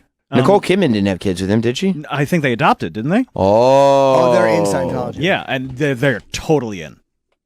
Man, you look at these women though, like Nicole Kidman. She always seems like there's just something off. Katie Holmes, like she just always seems like she's a shell of a person. But Katie got out. Exactly. Nicole Kidman got out too, right? She wasn't. Yeah, but she doesn't speak to her kids. See, that's what I mean. Where it's a little shitty. That's but what I again, mean. That's just an extreme form of a religion. Travis's mom, perfect example. People have a good mom. Yeah, and Travis's mom is just a good lady. Yeah. You're just such a super lady. The whole super lady. But they do that in a lot of religions. A lot of Orthodox or strict religions, you're excommunicated if you leave. Amish people, or so many of them that you're just, if you don't sign up for everything we're offering, get the fuck out. There's a great documentary on Netflix about the Hasidic community and how, they keep it tight. They support each other only, and if you get out of there, it's trouble. And people are afraid to get out of there. I was actually just on the news this morning. They were saying that they may have to, de Blasio may have to go in and shut down some of the daycares and schools in the Hasidic community because for some reason they've gotten it in their skulls that you don't need to vaccinate kids for measles and the mumps or whatever. Definitely measles. I don't know if it's the mumps as well. And there's a measles outbreak going on in those communities it's going to endanger everybody. What are you doing? You got to stop with that. And also the whole Orthodox circumcision shit where the moil takes blood off the dick with their mouths. That's really hardcore Orthodox. That's got to be made illegal. It's got to stop. But hey, look, man, Orthodox Jews, you look at fucking B&H. Like, man, when they what an amazing place. They're the best. It's amazing. Best. The system. Best it's literally the best store ever. I've ever. Every fucking person in that store knows everything they should. Sir, can you help me? Yes, I can. Of course. What would you like to know? They're trained 1 hour on every product that they sell. So it's incredible. One of them told me that once. And they will never, ever, ever upsell you. No. They don't care I've if you been buy it. downsold before. They don't care. Take this one. It's better. Yep. You want it? Great. If you don't, get the fuck out. They're the fucking the best store ever. And it's just the little things. Like it's the only store where I will shop online and pick up in the store. Because you want to go to the store. It's it's because it's the only store where it actually works. Oh. That you actually can go and pick up your shit. You try to order something online and then pick it up at a Best Buy, forget about it. Yeah, I ordered a recorder. What does it look like?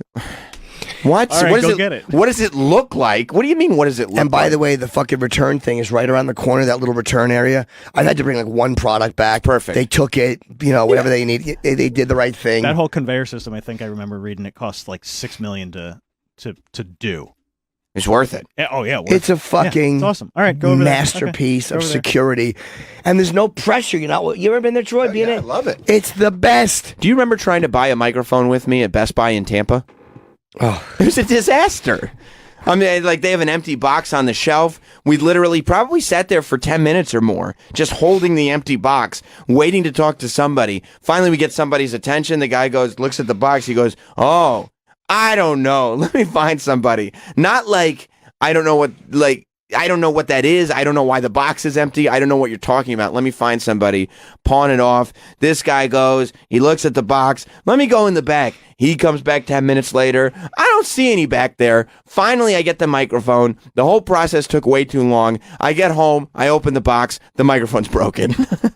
It was just a ridiculous scene. Yeah, B&H, that would never happen at. It would never happen at B&H. You'd order it online. You just go right up to the cashier. You'd go, "Sam." He'd go, "Yep, here you go. It's on the shelf marked S." He'd go get it. Everybody knows the process. It's incredible. Hey, can we go to Rick in Canada? You bet we can, Jim. Rick, what's going on? Hey, guys. How are you? Good. Hey, buddy. So there's an excellent podcast up here called Escaping Nexium, and it follows this girl who was like a big player in Vancouver, and then when she got branded and that whole thing, that's when she got out of it. It's an amazing podcast. I think it's 6 or 7 episodes, and it's. I think that's what I've listened to, because a while back when this story first broke, I was like reading and listening and watching all kinds of stuff. Was that the one where she got branded and she didn't know it was the guy's initials, and she looked down and she was like, "Oh my God, this isn't a symbol. This is your initials." So somebody. I think if I remember correctly, somebody told her. You could see Allison Mackey and the Rainier guy's initials in there, and she's like, "Oh no!" Right, and she's tried to get out of it, and she couldn't. Is Allison Mackey going to jail? Yes, she Allison is. Mack, yeah. Allison Mack.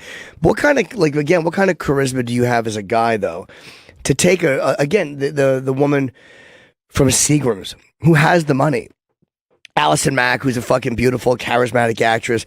What are you saying to these people to get them to allow themselves to be enslaved? Or is it blackmail immediately?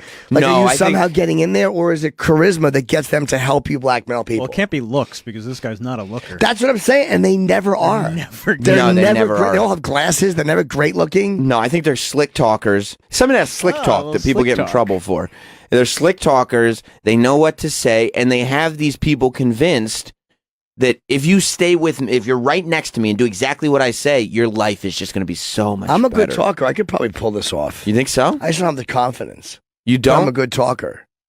Yeah, that's the thing. You also have to be very comfortable lying. So you don't understand, baby. I can take you. You already said baby. You already ruined it. From 0 to 60. 60? Daddy can take you from 0 to 60.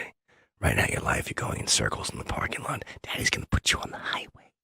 Why are you whispering? Because that's how you rope somebody in. Oh, jeez. Of course Okay, you don't sorry. know. I'm sorry. You know that's what his name would be. Daddy? Yeah, when he gets arrested in the stories, it would be Jim Norton, known as Daddy to his followers. Or Pop-Pop to some of the younger ones.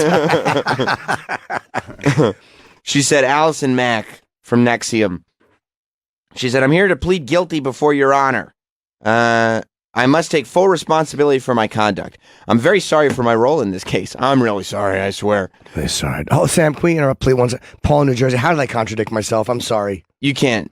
I don't believe it. Right here? Number 6. Number 6. What's up, Paul? Yay! I find this difficult to believe, too. What's up, Paul? Hey, guys, what's going on? Hey, no, I agree with what you're saying, Jim, for the most part, but you just did contradict yourself. When you were saying how, for a lot of times, for these people in the cult, you just have to say, you got to blame just the people. And if you disagree with it, you being you just disagree. Now, you just contradicted yourself. You were talking about the moil sucking the blood off of circumcision. If the parents are okay with that, why is that disturbing you? Fuck the parents. Fuck the parent. It's the kid. The kid. Okay, but it's based deep in religion. Doesn't matter. And I'm only playing devil's advocate here. Yeah, no. But, if you're 17, dude, and you want to be circumcised and let the moil suck the blood off your dick, that should be perfectly legal. I'm talking about a baby can't make that decision. And some of these guys have given deadly herpes cases to babies unintentionally. I mean, realistically. And it's a baby's dick in your mouth, and I'm sorry. Right. No religion should cover that. You should be a certain age before you make that decision. That's all. Parents can't give grown men... So I didn't contradict myself. Parents can't give grown men permission to put their babies' penises in their mouths. That's what it comes down to. Yeah, you don't get to make that decision for a baby. I'm sorry, you just don't. Parents are not. All right, fair enough. Thanks, buddy. All right, thanks, buddy. All right, thanks. Okay, thanks, man. Daddy does not Daddy never contradicts himself. Daddy only branches out. Oh, Daddy, I'm so glad you're here to lead me. There is one tree of thought. Daddy's roots go deep. How many rings are in that tree? Did you just fart, Daddy? He's been farting all morning. Yeah, I know he has. He's got a little gas. He's very, very excited this morning. Jim would never be able to hold people in his cult. Because he farts too much? Yeah, they would just be like, I got to get the fuck out of here. Yeah, they'd be like, oh, you're right. What is that? Did you just fart? Fucking stinks. Allison Mack said, I must take full responsibility for my conduct. I'm very sorry for my role in this case. I'm very sorry to my family and to the good people I hurt through my misguided adherence to Keith Rainier's teachings. She says, I was a member of a secret society founded by Keith Raniere. I concealed Keith Raniere's role as the head of DOS. I believe DOS was the sex cult portion of NXIVM. Wait, is he not the leader of NXIVM? Is NXIVM more people than him? No. NXIVM is his too, but DOS is a branch of NXIVM. So all of them didn't get this treatment, just some not everybody in NXIVM. Okay. No. Because how many fucking people were in this? I thought there was like 5 people. Well, NXIVM is like a self-help thing. Like NXIVM comes across as a legit, like, we're going to help you out. This is going to be okay. And then they would go through that and see who are the people we can really manipulate here. Who are the people we can really recruit to go levels up. You see what I'm saying? It's crazy. Yeah. Fucking people. Mac is facing 40 years in prison. Yeah. That's what she's looking at. Now, she pled guilty, so she's probably going to cut a deal. She was among 6 people arrested last year over Was their she roles in helping NXIVM. blackmail people or just kind of talking this guy up? No, she knew everything that was going on. Okay. Yeah. She like got the incriminating photos and stuff like that. Oh, okay.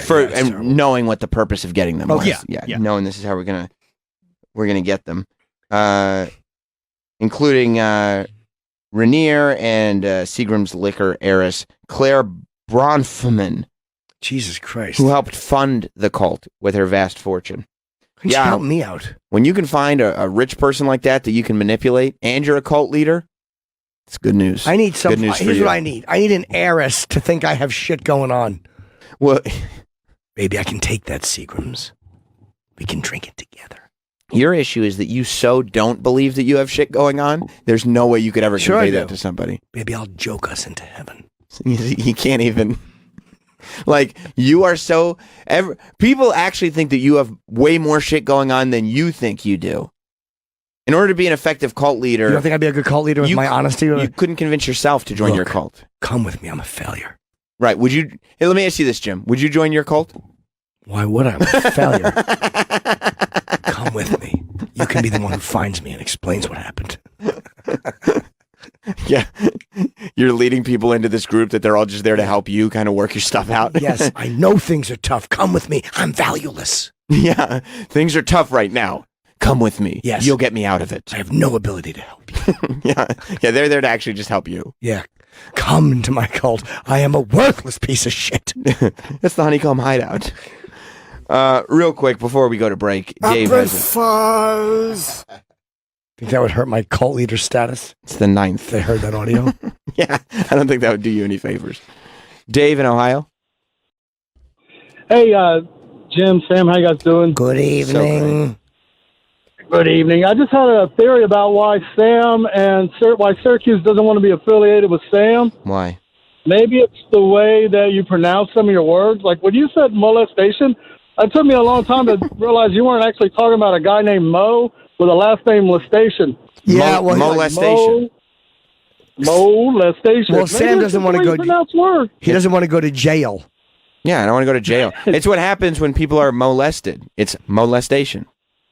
I mean, is that crazy? Were you fumbled with as a boy? No. I think somebody tugged on Sam's weird little penis. I think so too. First of all, with the little weird hole. Yeah. Hey, look, it won't poke out. Yay! I'm going to explain why both of you feel that way. Troy agrees with anything Jim does because Jim helps normalize Troy and I Troy's- understand each other in a way that you guys don't. That's right. Because you both have toxic lives that you need normalization on. I mean, Troy's is moments. specifically tough. We're fine. No, Yeah. Jim's is a little I bit think better me and now. Troy together have put out more loads than everybody else in this building combined. Yeah, nobody's contesting that. That has nothing to do with anything. Am I right or wrong? You're right. You literally rate your lives based on loads put out. That's how every life is. That's how everyone's life is. Fucking. By the way, Troy would be the Allison Mack of Jim's cult. Oh, for sure. But and if that were the case, Troy is more toxic than Jim, in my opinion. Definitely, he would be whispering ideas into Jim's head. Yeah, Troy, you are in a worse place than Jim. That's in my true. opinion. Troy would be talking me up as the cult leader because I wouldn't have the 100%. He'd be helping me out. Yep. Because Yeah. the worse I am, the worse he can be. Jim believes that I was molested because he wants to rationalize what happened to him as a child. I didn't get molested. Which is fine. Jim thinks that we all were. Jim thinks everybody was molested because it makes Everybody him sleep has better. a vague memory of pulling their pants up after an attempted sodomy that they don't remember if it worked or not. Jim, I wish you knew that how unique that was to you in this room. And that we're here for you. We are here for Everyone you. has memories of being in the hallway and pulling their trousers up because it wouldn't go in or it did go in and they don't remember. We can find somebody, but none of us have those experiences. None. Maybe Troy, but none of the rest of us. It didn't happen for the rest of us. But it's fine if it did. I don't remember. Well, it's not fine. No, to him. I mean, I'm saying I truly don't remember. He's still a fine person, but it's not fine that it happened. We can work with this. Like, we can work on this. We can get through this. It'll come out. I mean, we didn't know this happened until a few weeks ago, right? Yep. Maybe it didn't even go in. I just don't remember. You'll remember. No, I won't. Yep. I'll die without remembering. That's not true, because you never told us. You'll drop a can of peas one day on the floor, and it'll just pop into your head. That's true. Or I'll drop a fucking carrot and 2 onions. Yeah, but I mean, not everybody was molested. For I instance, agree. me. Yeah. And, no matter how much Troy because Troy knows. Troy normalizes your behavior because it helps him feel better about his behavior. No, because Troy and I understand each other. That's right. Yeah, you do. You normalize it. Absolutely. We understand what having fun is. Yeah, exactly. It's true. That's why you're such happy people. That's right. I'm pretty happy. You are? Sure. Yeah, for the most part, sure. Right. How are you with sharing that happiness with other people? I feel like I come in. I'm a joy. No, I Depends mean on how you want to share it. Like, how about if sharing your happiness meant giving cum? Yes. What? How about if it meant like giving love to people? I love you guys. No, actual love, not just like you guys are my bros. I mean, at this point, I don't even know if I know what love is. Oh, okay. So we're getting there. We're starting to get there. Yeah. Okay. It's my favorite song, by the way. Wait, that's how you found out what love was, right? Somebody showed you. That's right. And then you had to pull up your pants. You don't remember if it went in or not. Right. Pull up those tough skins, you little fruit. So, Troy, your definition of happiness is not knowing if you have the capacity to love. I mean, I'm fine. I'm moving forward. You know what I mean? Right. You're not okay. dwelling. You're not dwelling. No. Do I have Focusing on the positives. Do I have the capacity to love? I don't know, but that's neither here nor there. We're going forward. I'm not worried about that right now. Okay, good. Clinton, Alabama. Okay, let's go. Very unfair point. Let's go to Clint. Just a quick question, Jim. You don't understand how all these ugly assholes have these people follow them, but every Sunday, about 500,000 of us sit around and wait for Chip Chipperson's fucking podcast. Well, Chip could be a cult leader. Yeah, because people understand that Chip brings humor and slam poetry. You don't It's think different. there's 500 or 600 people that are in that group that wouldn't do whatever Chip told them to do just so they could say that they were closer to Chip? There should be more people that would be willing to do what Chip would do. You know what, Clint? I want a woman who will What's it suck out, Chip's guys? dick. Thank you, Clint. Thank you, I Clint. just need a woman who will suck Chip's dick. You know what? Clint brought up a great point. This is the way cults work. Is that Chip has a lot of fans now, and a Chip cult would 100% work because you start almost ironically. Like I talk like the Chip, I do what the Chip does, just because it's kind of funny, does. right? And then you realize you're just doing it. Like it's not because it's ironic or funny. You do it. It makes you. There's something in you. It makes you feel good. It's chill. It's chill, right? And you'd say things like that. You'd have code words. It's chill to do this. It's chill to do that. And you go step 2, and then you go step 3. You start talking to your wife like Chip. You start talking to your friends like Chip. Don't tell me it's not happening out there, because it is. You have Chip on your coffee mug. You're wearing a Chip T-shirt. You're watching Chip every week. You're going to all the Chip Chipperson live shows. And there is no inherent entertainment value to Chip Chipperson. He's not good at any of this stuff. It's not an entertaining show. But there's something about it that creates a cult of personality. People love finding other Chip fans, right? Sure. And they love talking about Chip together. Mm-hmm. If you started very slowly saying like, oh, you know what Chip really likes to do? He likes to get fucking branded. People Likes already to have fuck. People have Chip Chipperson tattoos. That is true. Not enough, by the way. That's really fallen off. I'm Well, Jim, disappointed. Big deal. You can't advertise for it. Well, I could say if you, Lyle's my friend, I'd love to see people have it. Nobody cares if you Get say a it. Chipper tattoo. Now people are going to do it. CC. With a giant picture of me on your fucking back. Here's the thing. It's going to happen now. How come there's no Edgar tattoos? Nobody gives a fuck about Edgar. It's not true. Edgar doesn't have the power. Here's what you I don't want. have the power, Jim. No, look. Chip does. April Falls. It should be a little picture of Edgar on your calf and then April Falls coming all the way up to your hip. There's going to be one boner that actually gets that tattoo done. That's not a big deal. Chip starts asking if Chip goes on Chip's podcast and starts asking people to get Chip tattoos and sending in photos and blah blah blah, people will start getting Chip tattoos. He's talking about how non-Chip things don't make no sense. Right. Chip has the power. If Chip put out a book of laws and everything else don't make no sense, there would be a lot of people that would start ironically and then just would go into seriously Because it's good stuff. following those laws. Someone else told me Chip should write a book, but of course he should. Yeah, of course he should. You know how many stupid like parody like books there are? Yeah, but do I write it in? Would Chip write it Chip in writes Chip's, the book. Yes, in his own vernacular? Yes. Yeah. Chip Chipperson. Yeah, you don't break the whole time. Yeah, that's the whole point. Chip never breaks, and it's it's the classic guide to picking up chicks. Yeah. What are you talking about? He says stupid shit. How many Guide to Life? How many episodes of that dumb podcast have you done? Not quite 100. We're at like 97. So you got almost 100. This week, if we If I do it, I might have to take one more week off, and I apologize just until my voice is good. next one will be 99.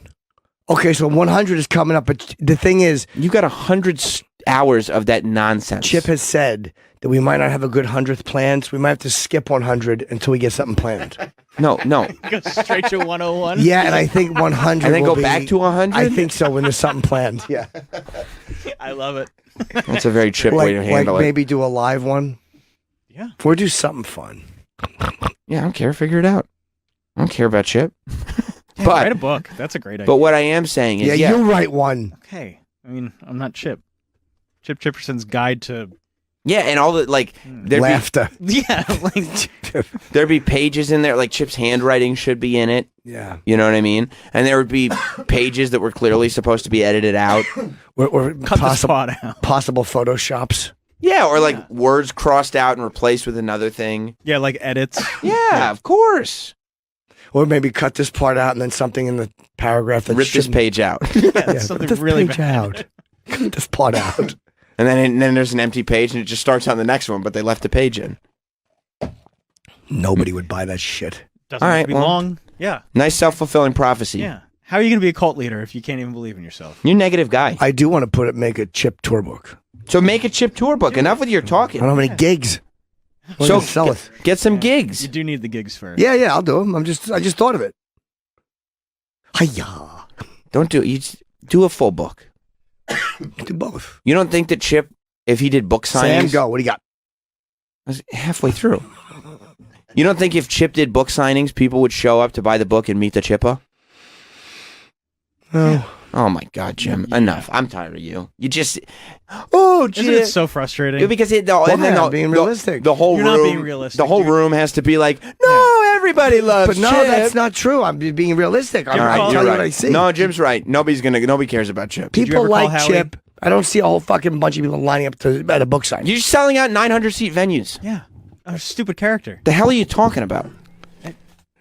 I know more than you guys do You don't. about this. Yes.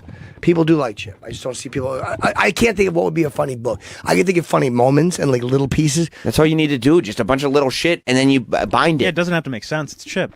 Yeah. That's It does the beauty not of have the to be one character. cohesive thought. Yeah. it Yeah. could just be, I would like to get it could just into be Chip's diary, Chip's journal. some of Autobiography. or some of the games he's invented. Yeah. Yeah. Look at the Beastie Boys book. That was like not even a straight memoir. Yeah, Chip drawing diagrams of how the games work and everything. Cheskers is a game. How about this? A Chip's Guide to Chip. Yeah. Yeah, Chip's guide to... If you just did a Chip's Guide to Chip, and it was just Chip explaining Chip, that's all you would need to do. Yeah, maybe. Come on. The Beastie Boys, Come on. the Beastie Boys book gives recipes. Yeah. Exactly. Chip could give like lists of his favorite things. Like it does not have to be a traditional book. Yeah. There's plenty of these that have been done. Okay. You can absolutely do it. Listen to Christian in Connecticut. What's up, Christian? I mean, Kristen, sorry. Is this Kristen or Christian? Hi, this is Christian in Connecticut, yeah. That's weird because Reed spelled your name without the second I, so I pronounced it Kristen. Oh, that's good. Okay. I'm just calling up to say that Chip had a guest on probably close to a year ago now that made taxidermy mice. Mm-hmm. I'm not sure if you guys remember that. Oh, yeah. I actually ordered a Chip Chipperson mouse. Oh, good. It cost me about $100. Oh, my God. You see, if you can get and it one, has a little microphone. Even if Kristen is the one guy that's done that, if you have a guy that's buying $100 taxidermy mouse because he heard it on the dumb podcast that shouldn't even exist, clearly there is room here. Clearly we have some runway. For a $12.95 book? Come on. Of course. Let's go. $12.95. $12.95. We're not going hardcover on this, bud. What's We're not Chip going to sell it for? $69.69. Should probably be $12.69. No, only because there's gonna be pictures in it. Soft cover. It's black and white. $6.66. I like color better. But I guess I have to do black and white. We do black and white. We do soft cover. It's easy. Do a coloring book. Well, let's not get carried away. Plus, that's Colin Quinn's gimmick. But he didn't actually make. Did he make a real coloring book? No, but the cover looks like a coloring book. You know, why would Chip do a coloring book? Doesn't no a Chip's Guide to Chip. Yeah, I'm doing one called Schenectady Stories. That's good too. That's really good too. Red State, Blue State, BLEW. You know he'd write the forward. Just ripping off Colin. Oh Quinn. yeah, you know what Colin would write? He would write the forward. He would.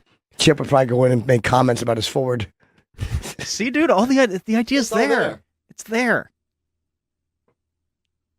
We should take a break. Let's do that. It's been an hour and 41 minutes of laughter. Wow. Listen, if you want to see me, Come to the Honeycomb Hideout. Jim will be at the performing. Honeycomb Hideout in Rochester this May. Comedy by the Carlson. Oh, dropped my phone. Okay. May 17 and 18. And again, we're fixing the Stress Factory. It's going to be in October. It is being moved, not canceled, because I didn't want to cancel it, so I had to move it. And we have Milla Jovovich. Yeah, Milla Jovovich. Nope. And Maria Menounos. Yes. Both coming in today. So it's going to be a fun show. Goodbye. Not goodbye. Stay right there. We'll be hold right on. back. Wait. It's going to take a little time. How weird is it that, like, this song was... This is a real song. You know what I mean? They put this out like, oh, this is actually a really good pop song. In my life. I mean, and I guess it is a good song. It helps That's you. just a good song. Yeah, it really helps you, like, think about stuff. Put things into perspective, you know? Welcome back. It's Jim Norton and Sam Roberts here. I'm reading about this fucking Zhang woman. Woof. The Mar-a-Lago spy? Man. She fucked up at her dumb story and she almost got away with it. And I would have gotten away with it, too. Yeah. She was the spy at Mar-a-Lago, right? They found her. They grabbed her. The head of Secret Service stepped down. Because she got in? Because I think they tried to push the blame away from themselves. I'm guessing that pissed off the president. She bluffed her way past 2 Secret Service details at the president's Mar-a-Lago resort and was carrying a thumb drive loaded with malware and a trove of other spy gear. She also, in her hotel room, device to root out hidden cameras using radio frequency, another cell phone, 9 USB drives, 5 SIM cards, credit and debit cards, 8,000 in US cash, 700 in Chinese currency. She had 4 phones on her because she was afraid they'd be stolen from her hotel room. Terrible excuse. Sounds a little paranoid. A little bit, but you know. She's been charged with making false statements to a federal officer and entering or remaining in a restricted area. Carries a prison sentence of up to 5 years. So we're not talking Nexium years. But I think she'll get all 5. You know, they don't like her. Wow. I think she'll get all 5. Speaking of prison sentences, Carton, Craig Carton. Yes. From here in New York.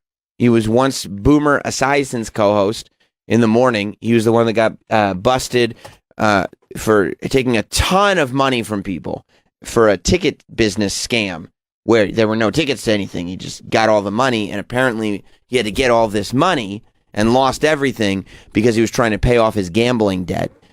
Millions. He said he won $4 million, didn't feel anything. Nothing. He is going to jail. He's got years in jail coming up. I think 3. Who knows how much he'll actually serve? 3.5. 3.5. Probably do. I mean, he'll do at least a year, I'm sure. Yeah, more than that. Yeah, probably. But he says he's scared. They caught him on the street yesterday, and they were asking about it. I guess he's trying to go to jail on a positive note. Sure. Because he's back. He's talking publicly. He did Michael Kay's show here in New York, which was his competitor at one point. You know Michael Kay. Yep. But you want to see Michael Kay getting stopped on the street by the Post folks? Sure. Talking about whether or not he's ready for jail. You know. Hang on. Could you pause for a nervous about it? second? Are you scared about going? I love that you actually took that survey, Troy. I don't think you can avoid it. You just say skip. Yeah, that's what I always do. No, you clicked one of the options and then said vote. There's a thing. It says skip this ad, or like it's the YouTube thing that comes up before the YouTube videos where it says please take this survey, and you click not interested and submit instead of clicking skip. And I just had respect for that because you took the survey. Well, I'm just trying to get to the video as fast as I can. I was like, what a good dude. Yeah. Troy's the one that actually stops and reads it. Yeah, let me see. Before we get here, let me see what this is. Although, all right, we do know that Jim is also the one who will click the spam ads that goes like, what happened in the news this week? Can we just see the top 10 things that you never knew I about? like to know. Colin Farrell has 3 penises. I'd like to read about that. I better find out about that. This looks like a headline to me. I read. So here's Craig Carton. He's on the street in New York, and he stopped to talk to one of the paparazzis about jail. You're going to jail. Are you nervous about it? Are you scared about going? Sure. I mean, how could you not be? Yeah. My only understanding of prisoner jail is watching movies like TV shows like everybody else. So although I don't think I'm going to that type of place, of course, I'm scared, I'm nervous, I'm worried about it. And I hope to be able to just get through it and get back to my family as quickly as possible. Yeah, I mean, what are you going to do? He just sat there watching episodes of Oz. Typical radio guy, though, can't not talk. That's He's radio gotta keep people. going. Radio guys have to answer. Yeah. Because you're so used to it. Yeah, you just have to, and hopefully say something that'll get some buzz out there. He's just trying to have goodwill right now. I think that's all he wants is goodwill in the world. Do you think he's thinking about it all the time? The fact that he's going to jail? July 15th is his turn-in date, and I'm almost like, you'd rather just go now. I guess Right you have away. stuff to straighten out. I would just rather start it. I'll figure out the rest of it when I get out. Not if you think it's going to be like Oz. Well, he does think it's going to be like Oz. I mean, do you think are you having sex every day, or is your wife like, I'm not touching you? Oh, I thought you meant in jail. I think didn't his wife and daughter leave him? Yeah, they're gone. Yeah. They're gonski. Oh yeah, dude. I wouldn't want to have to think about it. I would go Wait, right. Why in. are they gone? Do you think they're gone for legal reasons? This way they can't be sued for the money, or are they just mad at him? Yeah, they ruined his life. Yeah, I think they're. Yeah, I think they're gone because he fucked up. He ruined their lives. Yeah, so it's rough. Yeah, I mean, when your husband is lying to you about gambling and stealing Sneaking out money at, from like- people and. Yeah, he said in that video, she didn't know that I would just sneak out at midnight and hop in a helicopter and go to a casino. Right. So wait, was he doing that? Yeah, because he was gambling for I guess he was millions. a whale. So yeah, he was an addict. All the time. But wait, he'd hop in it. They'd fly him with it. Oh my God! Troy went back to earn the necklace. Troy. That's the same website that we were on yesterday making fun of Jim for clicking fake headlines, dude. I'm trying to find out about his wife. Where does he live? Where did he live? Was he Jersey? Yeah, I'm sure. Like, how would he sneak out at midnight and go to? I guess he would just sneak out. And where would they get him a helicopter? All I know is what he said in that video. Check Earn the Necklace. There's a whole bunch of stuff there. I want to know about him getting on the helicopter. It's a legit source. I'll find the quote. Hang on. Well, there's the video from him on Michael K. show. Would he do it when he had to work in the morning? Yeah. Oh my God. We sent you the link last night, Troy. There's the video of him on Michael K. Oh, okay. Hang on. You don't have to go to Earn the Necklace. We made that's why I make sure to send the links in advance. Because if we just leave it to Troy, he'll be on we'll get viruses on the computer from news websites. What's wrong with her in the necklace? Did he talk about this on Michael K? Yeah, The helicopter? Yeah, he was very open with Michael K, which was interesting because, like I said, they were competitors for a long time. But Michael K is a radio guy too, so Michael K knew absolutely, yeah. Getting the exclusive from Craig Carton, yeah, it's worth it. Let me hear what he said with the helicopter. This is him, by the way, just talking about all of his gambling stuff and the extent to what he was doing. See, blackjack for me, blackjack did a few things for me. It provided a cocoon of safety for me. As I kind of was forced to admit The publicly. reason, by the way, that that the audio sounds like shit is because Michael K is at Yankee Stadium and the rest are in the studio. So that's all that feedback. By the way, he was going to go on Boomer's show first, but FAN said no. Maybe Boomer said no. He didn't think it'd be right. But I think that's a station decision. I'm sure it's a That's station so decision. stupid. Yeah. Have the guy on. Yeah, I guess. They just want to distance themselves. I get it. Yeah, it's just don't want anything to do with this. Like, and also, you don't want to give the fans hope that, maybe when he gets out of jail, they're going to do the show. It's like, well, no, we're not. We're done with this show. Yeah. I get it. of it. Blackjack was a drug to me. It was like an anesthesia for me. I've been hiding and running from demons of childhood sexual assault for 40 years. And I didn't cope well with that, and I didn't tell anybody, and I swept it under the rug, and I come up with every bad way to deal with those emotions. You know, being introverted, being a loner, and then ultimately finding this one thing in life that made me feel safe and good and protected, and the speed of the cards matched the speed of my brain, and I only played alone at strange hours. That's why you didn't like poker. I hated poker because it's too slow. And I never wanted an audience. I wasn't, I wasn't a yeller and screamer. You know, and as I said to the judge in the letter, I won $4 million in 3 days playing blackjack at Resorts World in Bimini in the Bahamas, and didn't tell a person, didn't buy anything, didn't celebrate it, didn't drink, didn't say, hey, didn't go to the strip club, right? And 2 weeks later, I lost $700,000 in an Atlantic City casino. The video is just buffering a little bit, but can you imagine that? $4 million you win. For most people, if $4 million gets put into your bank account, your life is changed forever. Sure. Can you imagine? Yeah. You could give out 4 million $1 donations to people on the subway. I mean, I get it. That's what you chose to. Or, That's, no, you're right. $10 donations. Oh, I didn't even think about it. Faster. You're super good at math, by the way. So congrats on that. Because I was trying to figure out how many $1 bills 4 million was. It's 4 million, is that right? Yep. You did that real quick. Yes, I did. That was very, very good. Wasn't my first guess. Oh, really? Yeah. What did you think it was? 7.3. Okay. That's wrong, though? Yep. Oh, okay. All right. I'm trusting your math on this one. But $4 million gets put in your bank account, and it just means nothing. That's when you know it's a real problem. Like, that's when addiction is a problem. I want to hear him lose 700,000. I mean, that's a lot of money. Yeah. To drop. I would hate to lose that kind of money because I do not have it. No, neither do I. Yeah. Go on now. Punch a wall, I didn't get pissed off, and that was life. But that's what I find really fascinating about your addiction. And I just want to be clear for people who would doubt it, because I think you've been an a-hole before. Am I allowed to say that? Certainly not just to me, other things that you've done that I think you've been unfair with people. Mm-hmm. And I guess I'm weird because for me, the way you talked about radio being for entertainment, to me being as honest as humanly possible to me is part of it. And there have been times I think you've been dishonest. But one thing I think you're being honest about is how real molestation as a child is and how much that can impact you in so many ways. Probably even in some of the ways that I just said, you ended up acting like a jerk. Mm-hmm. But the addiction to be so bad to where you're using it almost for maintenance. You have 4 hands. Let's get to it. Come on. This is really a lot of fucking unnecessary nonsense. When a guy's telling a $4 million gambling story, you don't have to interject with what addiction is.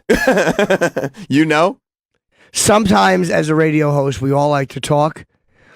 He's telling a story about losing $700,000.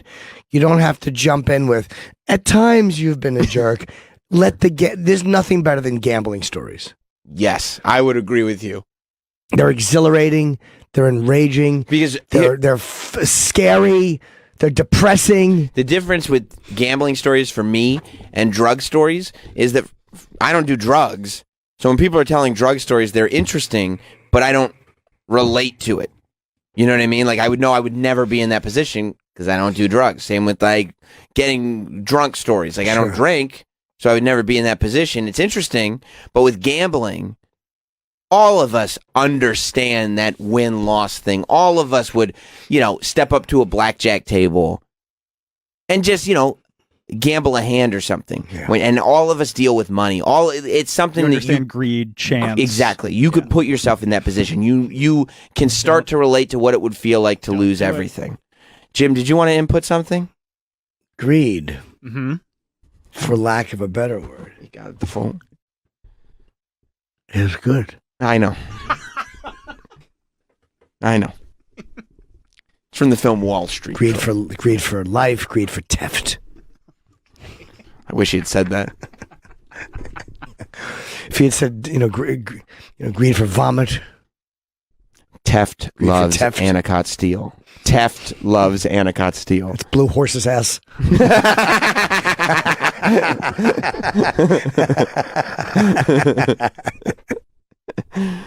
All right, let's get back to the story. Hand, whatever it is, at that point, that's like freebasing heroin. I mean, you're not even are you even getting a rush anymore? No. Or you're just doing it so much, it's just to stay alive on it? My average bet was between $10,000 and $15,000 a hand. Harris once allowed me to bet 5 hands at the same time at $25,000 a hand. So you can't enjoy, if you have 5 hands going, how can you possibly enjoy $25,000 a hand. $25,000. 5 hands, that's like $700,000, right? No, 125. Oh, fuck. It's embarrassing. My original guess was wrong, too. I don't feel bad. What was your original guess? 31,000. Okay. That does make me feel much better, actually. Thank you. I'm glad. Thank you for being honest. Sure. Thank you. It wasn't about enjoyment. The gambling, it was just about playing. I just needed to play. And then, the whole thing started to really get out of control. When back, I think it was 2014. You know what he should have done? If he wasn't getting anything out of doing it with high numbers, do it with low numbers. Penny slots. Penny slots. If you're just playing to play. I'd bet 40 nickels at a time. Imagine if he lost $700,000 on penny slots. Yeah, I was there for 2.5 months. I kept going. Well, no, imagine if his whole gambling addiction only cost him $3,700. That's his whole thing is going to jail for $3,700. They exposed him. He's like, I lost over the course of 6.5 years. I lost $3,700. There were many times I would sneak out and hop on a bus, and I would go down there, and I would bet 30 to 40 nickels and come home. Yeah, in the $3,700, bus fare is included, by the way. Sure. Yeah, of course. We were going to do a show down in Atlantic City. And a few weeks before the show, I made a flipping comment to Boomer. I go, look, you give me $10,000, I'll give you 25 the next morning. I became this pretty big thing on the show, and people got into it. A whole bunch of people showed up, at the casino to watch, and this and that. And I delivered on it. I won $80,000 that night. And the next morning, I gave him $25,000 in cash back. And that became, okay, he's a blackjack savant. So we live in New York City where there's a tremendous amount of wealth. We had the #1 show. A lot of those wealthy people listened to me, were fans, and had access to me.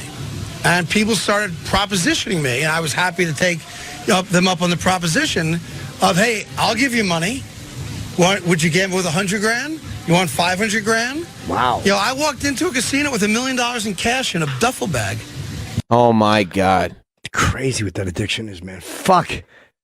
$1 million in a duffel bag. I know. What would that feel like? Twice as good as 500,000. Such an asshole. Such a bad observation. Half as good as 2 million. Oh, wow. Now. You're just doing your simple math trick. Fuck now. Yeah. 1,000 times as good as 10. Whoa. I couldn't have got 1,000 times as good as 10. Mm-hmm. That'd be $10,000. No, I know that, but 10 doesn't feel good. I meant to say 100. It's $100,000. Yeah, you're right. 1,000. 1,000 times as good as 1,000. That's correct. Right. That's right. Fucked up. Jim, did you drop out in 3rd grade? We did. No, it was in 1st grade. Just things started happening where it took my focus off my studies. Are we talking about the pants at the ankles? Sure. If 7 goes into 5 once, 5 cries. Yeah. What if one goes into 0? Thank you, Travis. Took me a second.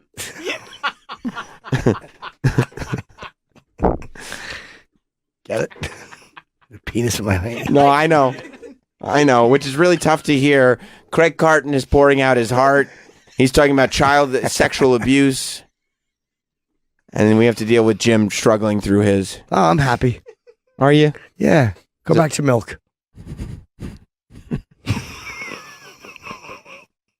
A boo. All right, let's get back. Why'd you do that? What? I just got that one too. I don't know what you're talking about. Back to milk. Oh. Did you not realize? It was cute. I know, you're just a cute guy. It's a cute joke. Oh. You don't even get it. Do you get it? Do you? I wanted to see who else got it. Yep. Did you get the milk thing? It took a minute, but I got it. What's Craig's last name? Carton. What does milk come in? Milk carton. It was cute. You thought so? You thought it was cute? Yeah. Yeah, you like that, right? Yeah. I love when Jim's cute.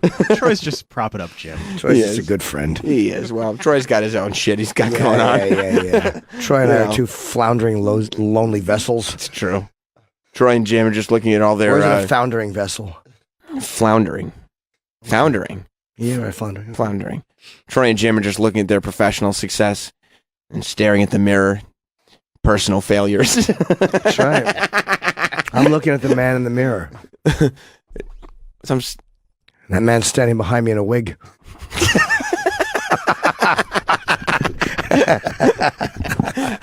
Come back, Daddy. Go now, play. Right behind you. There was a time when one of the guys that would loan me money needed $500,000 in cash back. So he needed it like now. And I was at the tables at a casino in Atlantic City, and I had a buddy of mine meet me there. I put $500,000 cash in a bag. He brought it to the roof of the Nugget. Helicopter was waiting. He put a bag with $500,000 in cash on a helicopter with no passengers. Oh my gosh, just a helicopter full of money. For what? To do what? Just to watch it. Just because you ever see $500,000 fly in the sky? No, but why is he who is he doing that? Did he give it back to the guy? Yeah. What? I can't talk to you guys about gambling? No, Jim, you pass gas. Makes me scared. There, but for the grace of God, is that right? Then you panic a little bit, and what happens when you panic? My body rebels. Boy, do I hope Milla doesn't walk in now. It's gonna stink in here anyway. It flew to the west side. How much time until she gets here? 15 minutes. Okay, thank God. Heliport, someone was waiting for it and picked it up. That's not normal. That is not normal. I mean, this is a cautionary tale, obviously, and it sounds like the way your mind works, you were a very good blackjack player, but if this teaches us anything, Craig, nobody wins. I mean, this is a system that's not built for people to win. Michael. Oh my God, who is he? Fucking Joshua the computer? The only winning move is not to play. Michael is trying to. Stop with a message. He's trying to turn his show into an after-school special. Yeah, nobody wins. Like he just came That's true. up. The casino wins. That's true. a mistake you're making. Casino wins every time. Cleans up every single time. The only winning move is not to play. How about a nice game? No. Nice game of chess. I hate that fucking computer. Hello. You know, you think with gambling somebody wins and somebody loses, but Craig, I think the story here is nobody loses. Like, don't. It's not. Laboo. Don't try to be deep. Laboo. Just ask the question. Get more gambling stories out of him. Nobody loses. Oh, I'm sorry. Nobody wins. I got the lesson wrong. Here's some more wisdom. Let's just gambling stories, please. Well, sorry, buddy. Does it smell like gas from a butthole? It's a bad. I apologize. Well, you didn't. Will you stop doing it? I will. Yeah. I mean, permanently. No. Oh. Sounds like a catalytic converter with broccoli in it. Oh my God. Beautiful new building was on losing. Now they're right, and but you're a smart guy. Yeah, didn't that so ever sink I was in? smart at the beginning before I got caught up in it, and before it blossomed into a full-fledged addiction and compulsion. Where at the beginning I treated it like a business, and I wanted to be as disciplined as possible as a businessman. Treat blackjack like a business. But when you get addicted to it, the business part of it gets thrown out the window, especially when you have an ego. And then it becomes, like I said, they're not going to beat me again. And I had the ability because the amount... It's buffering. It is. Good call, Jim. People don't think that we're stopping it and just looking at them. We just want of money that I... It's buffering. No, it's not. It's fine. Hit play. I was wagering where I also was able to change the odds closer to my favor. I could reshuffle whenever I wanted. I could reserve 10 tables. I could split aces more than once. I mean, a lot of the things that the average player can't do. I could play 2 hands, 3 hands, 1 hand. Anything I thought that would give me a numerical advantage with the cards. Which is hilarious, because why would they ever let you do that unless they knew they were going to take your money eventually? Right. So over time, you're going to lose. Yeah, right, of course. Now, you can win money in small spurts. I've done it. We've all done it. I don't care what kind of gambling it is. If you gamble as long as I gambled, eventually you're going to lose. Yeah. Yeah. It's so funny that I could listen to him just tell terrible gambling stories all day. I don't want to hear one about winning. All I want to hear is how people lose. Can we see if we can get him on the show? I mean, maybe Roland has a hooker. I mean, he's here in New York. He's here till July Yeah, anyway. I know Craig, so. Do you? Yeah. Can you hit him up? I don't know if I have his number. Last time I saw him was at the Boomer Roast.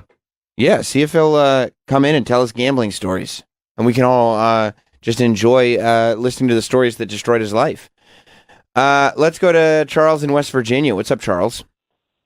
Hey, good morning, Jim and Sam. Hey, Sam, congratulations on the successful Wrestlersmania that you had the other night. Thank you. You're pronouncing that wrong, but thank you.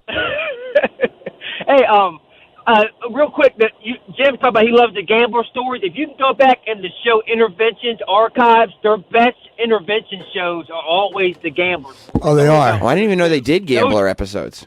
They don't do it much, but the ones they have done are the best ones. They're like making bets during the interventions. It's very entertaining. That's awesome. Thank you, Charles. It's just such a crazy thing because, I mean, it kind of goes back to the cult stuff that we were talking about because these people that are addicted to gambling, their brains are not under the influence of a substance. Right. So you're sitting there and you're going, well, they're in their right mind.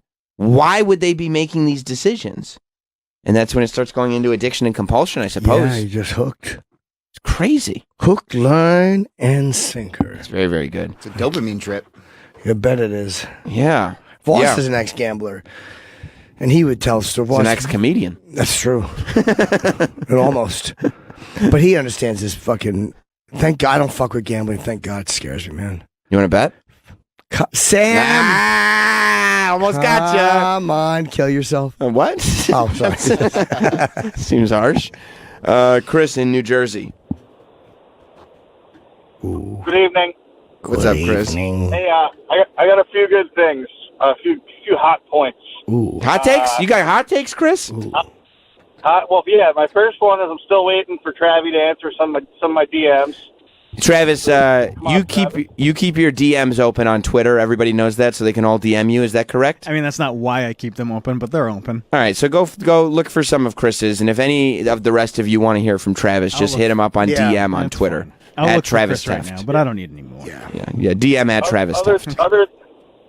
Other thing is, I think one of Jim's really good friends probably has some like sick gambling stories of losing dice games to Lamar, maybe. I don't know what you're saying. We would play Dynamos. Also, Chippa. What? I bet you think Craig wears a sweatshirt that has a picture of a missing girl on it. Oh, it's another milk carton joke. I didn't want to give it to you, but you stole a laugh. All right, Chris, thank you. That was good. That was solid. Yeah, I mean, if Craig is trying to, I think that in his mind, he wants to be able to have a radio career after he gets out of jail. Yeah, he's a good talker. Yeah, I mean, will anybody care about whether he did these interviews or not once he gets out of jail? Not meaning that it's a bad thing, meaning that it might be just as easy to get a radio show after he gets out of jail anyway. Maybe, yeah. Radio is one of the few things that he could. Podcasting, probably. Yeah. Hey, what time is Milla Jovovich? She is coming in. I just got a text, 9:35. Okay. Do you want us to take a break? I do. We need to break before Milla Jovovich. Okay. You need to work on that pronunciation, bro. Milla. She's going to come in. You're going to be embarrassed. Hey. I'm going to ask her. That's what I'm going to say to her. I'm going to ask her to talk about the smell. Yeah. She'll smell it. Yeah. Okay. I'll ask her. I'll tell her what happened. What will you tell her? You farted. It wasn't me. Troy will back me. How's it smell in here, Robbie? Not good. Okay. Good to know. Good to know. Sorry, I ate eggs. Hope it stinks like farts. Well, yeah. What else would it stink like? I think it's just in the walls at this point. Yeah, it's been seeped into the carpets. Like when you smoke cigarettes in a room, it just stinks like it. Poor Bennington. That whole show has to come in here and use this fart studio. Lucky Bennington, you meant to say. I did not. I did not mean to say They love it. that. That's why they want this room. It smells like your fart? Yep. Oof. Weird, man. Really, really weird. Yep, all right. That's run. Jim, you'll be in Rochester in May? I know. And we will be right back here with Milla Jovovich after this. Stay Allegedly. tuned. What? Welcome back. Wait, this is the new K-pop song. It's Jim Norton and Sam Roberts. You know, before Milla gets here, so good. The NCAA championship game went down last night. Virginia won, right? Yeah, Anybody? I haven't picked. Did anybody actually do the brackets properly or no? I think I had Virginia as winning. No, but the guy there was one guy left. Oh no, we would have heard about that. No, I didn't have, but I don't think I got all the games right, but I think I had Virginia, if I'm not mistaken. Isn't that? No, you had Syracuse. Well, you didn't have that mic fixed. Yes, I did. Yeah, you didn't. Sounds like shit. And it's not just what's going into it. Go ahead, talk. Hello. Top it. What sounds louder? You talk into it. Yes. Same thing as yesterday. Really? What do you mean, really? No, you they got the didn't fix headphones it. It on. sounds awful. They fixed the headphones The yesterday. headphones and aren't the problem. The mic is The the mic problem. is the problem. Okay. Well, I put Did you think I was listening to it wrong? No. But we said the Look, mic Milla is the problem. Jovovich yeah, I mean, I is here. specifically said get the mic. Milla Jovovich is coming in, of course. What's up? Star of the new Hellboy movie. Hello. In theaters this Friday. Very, very exciting times. What's going on? Not much. Well, a lot. A lot. Yeah, a huge amount, as a Not matter much of fact. and a lot. Right. Not much in the momentary sense. Well, listen, I'm sitting with you fine gentlemen, so that's a lot, That's too. true. A lot of actors hate to impress. A lot of hate going in and It's doing just our interviews. show. It's not. Most of them like No, the I other know, but I've shows, told yeah. myself it's press in general. I see. Well, yeah, it's not personal, that's for sure. It's just, I think hearing yourself repeat yourself over and over is not the funnest thing in the world, and I prefer to listen to people anyway, so Yeah. To hear myself talk about me is pretty boring. Well, it's hard to when myself. when they ask you to talk about a project, it's hard because you're like, oh, it was fun. Like, there's only so much you can say about a project. It's like, what are you going to say about it? It was good. Well, actually, I have a lot to say about Hellboy. I mean, it really is a good project. It's a lot of fun. Actually, when I was, usually when I go to see my movies, I get really kind of obsessive over myself, and that's like a very actor thing. We're like totally self-absorbed, and I can't really enjoy the movie. But this time around, for some reason, like I just went with it, and it was like so fun and so action-packed and funny, and David Harbour is just so hilarious, and everybody's so good. I really had a great time. So, do you watch yourself and like dissect yourself, or do you love watching it? No. I dissect myself. It's like hearing your voice. I'm gonna totally age myself. It's like hearing your voice on the answering machine, but like times 100. Because then you have to see yourself too. So Right. That's like back in the day when you would record the message on your answering machine. Oh, you would just have that to was leave it my after thing. the first Are time. you kidding? Because Like, if you every tried 10 to fix it, you just keep fixing it and fixing it and fixing it. It yeah, would just never our whole sound right. thing was like. Because before texting, obviously, like if you ran to the store, you'd be like, "I'm just running to the store. Be right back." You leave do a that on the message." answering machine? Oh yeah, like I'm in the shower. Be right back. Leave a message. I'll be out in like 3 minutes. Like literally everything you did, you had to leave an outgoing message, just reporting. I used to try to make them funny. You I would did? do Oh yeah, characters. we would totally do funny ones as well. Yeah. I look back though, and I don't think they were particularly funny. They No, were terrible. they were awful. But Hokey. but What to kind of stuff us, would they you were do? funny. A reverend, just really bad. You'd be a reverend on your own answering machine? Yeah, it was just embarrassing. Like, what would you say? Hallelujah, you called me. It's kind of like that, yeah. But even worse than that, yeah. Like how? I don't remember. But like, I don't remember. Like if I asked Like you to a do it little now. bit. Yeah. I just don't remember. Like if I said, could you be a This is the reverend? Reverend Jim. Just sounds like Jim. Yeah, that's it. With That a was word. kind of worse than mine. It was worse. It was certainly worse. Yeah, I have an ability to humiliate myself that most people can't You reach. should be an actor. Oh, I've That's tried. like I think that's like acting 101. Number one rule of acting is be prepared to humiliate Do you know yourself any roles over for and over. any roles for 50-year-old men who blink a lot in one eye? So I'm your man. Yeah. Listen, you should have been on The Office. I like the original better if you want the truth. The British Office? I do. Stop it. You're a British Office person? Much more. Wow. I've only seen a couple of the Wow. I Americans. think I might have to go now. Why You don't like have the you British seen Office? the British Office? I mean, I like it, but the American Office is so far superior. No, and it's I'll not. tell you why. Whoa. No. And I'll tell you why. What a Because hot Ricky take. Gervais is just doesn't seem like a nice guy, okay, on that show. Steve Carell was like innocent. He was just oblivious, but he was like sweet. I see. Like, So you he mean the meant David well. Brent character, which is Ricky's character, you think David is a jerk? Yeah. Whereas Steve I Carell's was just character, oblivious. he's Well, not what- a jerk. He means well. Yeah, he means well. I so there's see. something endearing about him. Well, David's self-centeredness is what made him so great. Like, he was so wrapped up in himself and such an But ass. so is Steve Carell. He's completely self-centered, but he's endearing. He's like nice. a kid. He's like literally a 4-year-old always. He doesn't think about anyone but himself. Right. But like, But it's innocent. But the way a 4-year-old does. yes, In the it's sense not that they meant don't. to hurt. Where Yeah. Ricky Gervais kind of felt like he was trying to hurt you. Right. That's why I think you just explained why I like the British Well, Office. listen, but yeah. Because you're not disagreeing with that, right? Plus, they weren't as good looking in the British Office. They didn't dress quite as well.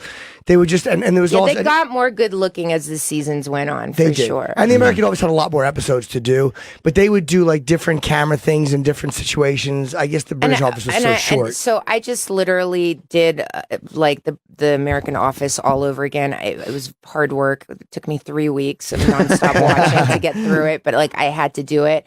And like the finale, like what was up with? I mean, did you guys see the? No, finale? I've seen like little moments of it. I just Like didn't what love was it. up with Steve Carell? I mean, I just felt like it would have been better just not to have him at all. Because Yeah, I think so, It just too. felt so weird, like so awkward. Why was it weird at the end? Because he didn't do anything. He wasn't Michael Scott. He was like a pale imitation of himself, like a shadow of a man. I'll bet that they weren't thinking about we watched that series Like it almost now. felt like he was contractually obligated to be there, and that was it. How many seasons did they do though? After 9. Yeah, you probably after 24 episodes for 9, you're like, all right, enough with this. Well, he had No, that's like a one of the couple greatest seasons. shows of all time. How could you? No, just but I give mean, up? as him though, you might be like, I'm done doing this character. You might be sick of it after all those years.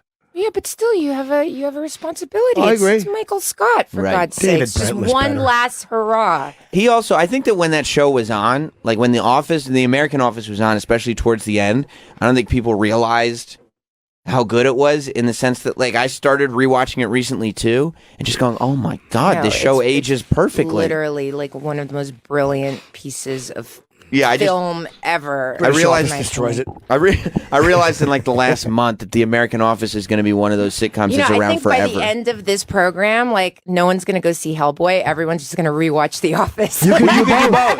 That's the beautiful thing. Because Hellboy doesn't come out till Friday, so people are going to be sitting You there you going have like, a few days to Right. just like really get through The Office before they're like, Friday. I'm so excited for Hellboy. I can't contain myself. It's all I'm thinking about. What am I going to do to pass the time? The Office is on. Oh, okay, I'll Then watch again, that. on the way to Hellboy, you could watch the entire British Office and the Yes, finale. it's true. It's only 12 It's episodes in the true. finale. Yeah, it's like 3 hours of content total. I saw something about the making of Hellboy. I forget the guy who played the lead, but they were interviewing him. David and they were showing Harbour? clips. Yeah, Yeah. But it actually looks really good.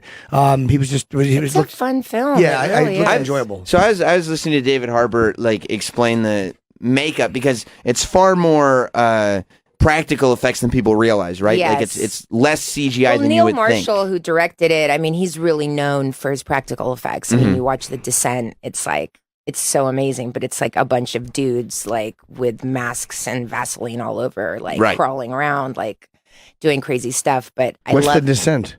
The Descent. Yeah, understand. It's like one of the best horror films ever. Oh, yeah, Yeah. it's good. Okay, It's really good. It's about like cave divers. Like, by the way, like who would ever do that? It's ridiculous. Like ever. I mean, that's literally like one of my biggest nightmares. Mine is to like too. get Yeah. stuck in a crevasse in a cave like miles below the earth. There's Like, a there's a and very- that's supposed to be fun. I'm like, what? There's a photo of a guy who got stuck there, and it was some like in Utah or wherever, and he got stuck and they couldn't get him out, and all you see is his feet sticking back out of the hole, and he wound up dying in there because they couldn't pull. They I almost mean, pulled him it's a out, and then nightmare. the pulley it's broke. Like literally my worst nightmare. But you'll always watch claustrophobic movies like that, right? Well, like you want to watch movies like that because of your innate fear of it. Yeah. And that's what was so great about The Descent.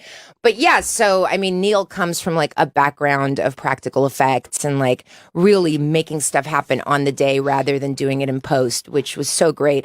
And David Harbour, I mean, he was in makeup for like 3 hours every morning and like 40 pounds of prosthetics. That It was going to be my crazy. question. Like I was listening to him talk about doing like he wakes up at 2:30 in the morning, goes in at 3:30 to put all his Hellboy makeup Oh, on. yeah. You guys aren't shooting Well, till no, because I was saying even like a normal indie movie, like about a family having dinner, you're still working 15 hours a day. Right. You know, but add on top of that like 3-4 hours of makeup before you start work. And it's like, So- when do you have even time to sleep? Can you know? sleep in a makeup chair when people are doing all that stuff to you, or what do you do? Maybe when they're doing the I body mean, again. Yeah, you can. A lot of people definitely go to sleep, especially when they do like the prosthetics on the face and stuff. You got to tune out a little bit because also those suits get super claustrophobic. Yeah. I Right. mean, when you're wearing, I mean, he was talking about the fact that like there was just so much between him and like the world outside. You know, he had like so much suit on, like you can't feel anything. Have you ever done anything with serious prosthetics? Like to that extent? I did once in the last Resident Evil, the final chapter. They aged me to be like 90 years old, and so I went through like 6 hours of prosthetics, and it was pretty crazy because I get really, obviously, we all understand from this conversation, I get super claustrophobic, but you know, it takes it to another level because you're completely, you know, padded in a way. Are you afraid you won't be able to breathe? Well, definitely, like all those face casts and stuff, like they have to do like half and then on the top part and then half on the bottom because I can't do the whole face mask thing. Like I get terrified. But saying that, like, I have to say it was one of the most liberating like scenes for me when I played the old lady because you have this mask on, so in a way you could do anything. Like, you know, you're just not even like worried about it. I don't know, it gave me like this sense of freedom, which was fun. And David was talking about that too, like how it was almost like this liberating feeling, like having a mask on. Were you old through the whole movie, or is it only part of it that you needed that makeup for? In Resident Evil, yeah. It was a couple of scenes. Yeah, so it was like a week out of the schedule kind of thing. I've seen like footage when people are getting molded for the faces or whatever that they do the full face, and to the extent that there's just like a straw. Yeah, I sticking out had of their that done mouth. once when Crazy. I did a movie about Joan of Arc, and it was like the old school like face masks, and they had like 2 tubes up my nose for like straws up my nose to breathe. And how long was that for? I mean, it's like takes like half an hour to have this thing over your face, and I literally thought I was gonna I would die. have a panic attack. No, I was literally, my heart was racing. Once they got it off, I was like, never again. Do you ever have that where you feel like sometimes when I'm laying in bed because I'm such a bad sleeper, I have to sit up so I can take a deep breath because I feel like I can't breathe deep when I'm laying on my back? I think it's just panic or perhaps bad memories. I don't know. Yeah, that's actually repression. No, I just can't breathe properly like when I'm that No, but maybe tense. you should see like a doctor. No, I'm okay. Seriously, like Probably like a medical doctor you and a sit up therapist. and you can't breathe. No, I think breathe that's a better when I sit problem. up, yeah. But I mean, it's that whole claustrophobic thing. It's the fear of not being able to breathe. No, that's why people sleep laying down. Most people can breathe fine laying down. On my side, I'm okay. Like that's because everybody like lays down. they lay right? down to go to sleep. It's comfortably. Yeah, it is. So once in a while, it's a problem taking a deep breath. And it's the coffin too. Probably like you should keep it open. I want to be cremated. That's the worst. Is the idea of laying there and waking up and realizing, oh fuck. Yeah, what if you wake up in the cremation oven? Well, do you guys know like in the 1800s they would actually put like little like pulleys and That's right, a bells bell, yeah. inside I think they did that- coffins, like what is because it? they buried so many people alive. The They nun. got the idea to put a bell inside, and you go, how many didn't have the bell before they finally like realized we should have a bell? How many fingernails and coffin lids did it take before they're like, let's have a bell system? Right? This There is needs we're to not be good like at a this. pulley. In the movie The Nun that came out like a few months back, Oh, I want to see that. it's great, saw that. and they use that with the bell. And there's like this scene where you just hear like just little bell, and everybody else is asleep, and you're like, Oh, I want to see It's good. that. It's I want to good. see that La Llorona one too. yeah. Oh, that looks good. You ever seen The She Vanishing? wants your children. I love all that stuff. I'm like, my daughter was like, I keep seeing these scary things on YouTube. And I'm like, they've done this movie a million times. There's always like some late. And she's like, what do you mean? What's it about? Whose children? I'm like, everybody's children. You know, she died violently. Her kid was killed, something like that. Right. Now she's back and she's going to get revenge. But, you know, you still want to go see it because it just looks so cool. I want to see the Pet Cemetery. The Oh, new Pet Cemetery is supposed looks to be pretty good, right? Yeah. very It's frightening. supposed to be great. Did you I panic? went to see the original in the theaters when I was like way too young to probably see that. Did it 'Cause terrify you? No, not Wasn't really that the much. original, right? Like Yeah. it was like what, 89 Yeah. or 88 or something? I was like 12 or something like that. Yeah. I vaguely remember that. I remember the book. I don't remember the movie as well. When you got Oh, haunted yeah, animals, I've read like every Stephen King book a million times. haunted Love- animals is difficult to pull off because you do one wrong move and it's laughable, Right? right? When you have like haunted cats chasing you and stuff. But saying that, like Cujo, I literally still to this day prepare myself for like being locked in my car because there's a killer dog outside.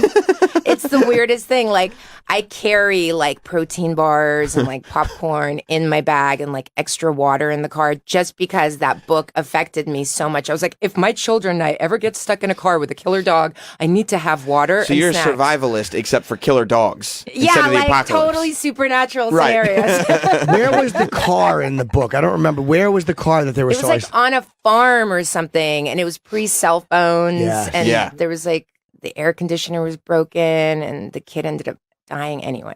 So wow, that's right. That He's book so was- good. He's oh. good at isolating. Stephen King? Like in Gerald's Amazing. game, where they were playing that kinky sexual game, and the woman's tied up to the bed, and they're in the woods, and the husband has a heart husband attack. has a heart attack. Oh And my she's god! just there tied that to was the all fucking the cuff to the short bed. stories, right? Oh, No, Gerald's game was a book, I think. was that a book? Yeah. I thought it was a short story. Yeah, and she's just laying there, and the door's open, and she's in the woods, isolated, and her fucking dead husband's on. It's genius. No, It's he terrifying. is literally a master. He's a master. You did 6 Resident Evil movies. Yes. And then the franchise is done. Yes. When you, after the 6th movie, because we were just talking about Steve Carell, it's probably not that dissimilar from him deciding that character's over. Is there any kind of panic that sets in going like, oh my God, like I don't know what life after Resident Evil. Funny you should mention that because this goes straight back to The Office, okay? Yeah. Everything goes back to The Office. Of course. But literally, right before I got the offer for Hellboy, I was kind of going through a bit of a depression after the whole Resident Evil thing closed up because I was like, I felt like Jim Halpert. I was like, what am I going to do with all this useless information in my head? Like, Right. you know, like I know so much about doing action. Like I can bring a lot to the table on an action movie. I have like 20 years of experience and like now it's done. So I was really happy when Hellboy came up. I was like, yes, I can finally like do my thing again. I'm like, yeah, use all this experience for something. Right. Yeah, because you got trained in like everything for Resident Evil, right? Yeah. I do so many stunts in those movies, you know, so it's a lot of physical training for So that. do you end up on movie sets going like, is there kickboxing in this movie? Could we add kickboxing Well, maybe actually, to it was the best of both worlds because my character in this movie, she's like more of an airbender Mhm. than like an action kick butt girl. So it was awesome because I got to live my dream of airbending. You know, they never made a sequel to Last Airbender, and I was really upset because I really wanted to airbend and was hoping to be What in is the airbending? sequel. Airbending, well, you can't see it, but like it's like you like take the earth or water or whatever and then you just like manipulate it. It's and like then you DDP just, like, yoga. Throw it. Throw And the it, like- air? Yeah. Yeah, Oh, I like, do or that. like water, like you shape it and then you just like get it to like where it's like perfect and then you like shoot it at somebody. It's like shooting or like gas you at take people. the earth Yeah. and then you just go like bam and then the earth just like Jim was airbending before you came in the studio. I have to Yeah. ask you, Milla, when you walked in here this morning, and don't worry about being rude, was there any smells or anything that you were like, this studio is not the freshest? Or was it No. okay? Well, I mean, Be you know, honest. I was at MTV yesterday and Uh-huh. it wasn't the freshest either. So I But think, this is not, it's not the freshest. I mean, it's not like I walked in and I was like, wow, it's so refreshing here. Okay. You know? I mean, it seemed like a place where people work in small rooms. Right. And, Sure. you know, maybe it needs to be vacuumed a bit outside. It's the back. It's the rug. It's the rug. Jim, Why?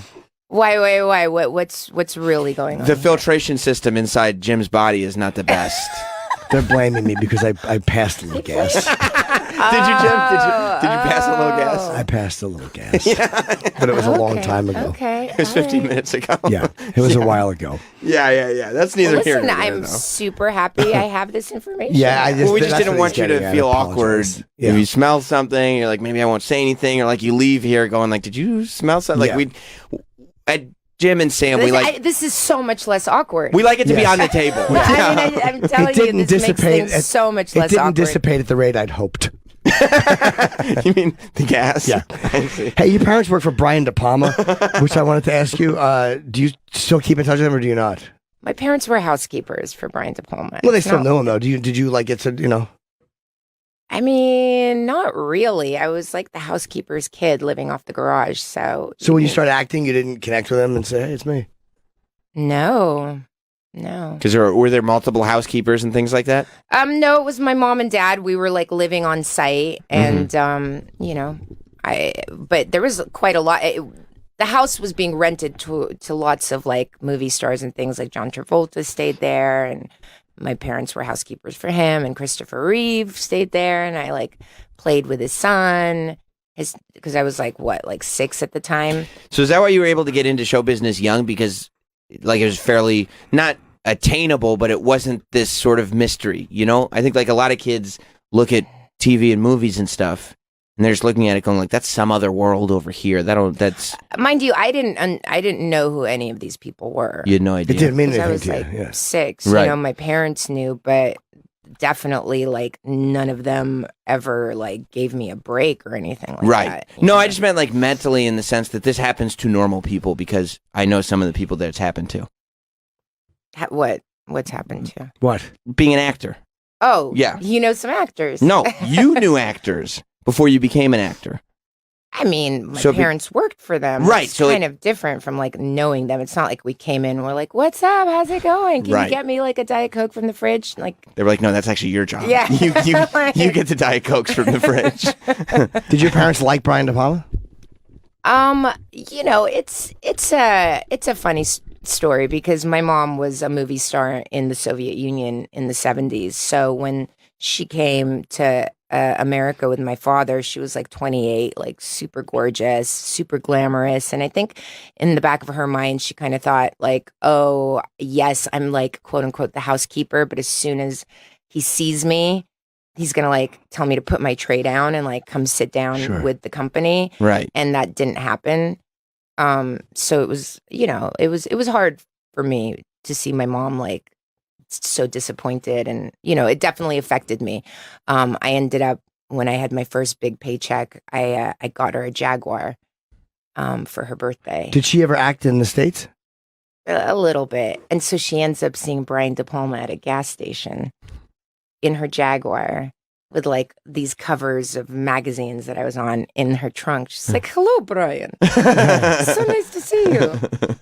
I mean, the fact that he even remembered, he probably didn't even remember her. Like she's like trying to prove something, and he's Yeah, like, I don't know he's who this like, "Who are person you?" is. Yeah. Oh, you were the housekeeper. Great. That's probably hard though to be, if you're acting in the Soviet Union and then you come, it's kind of hard probably to change.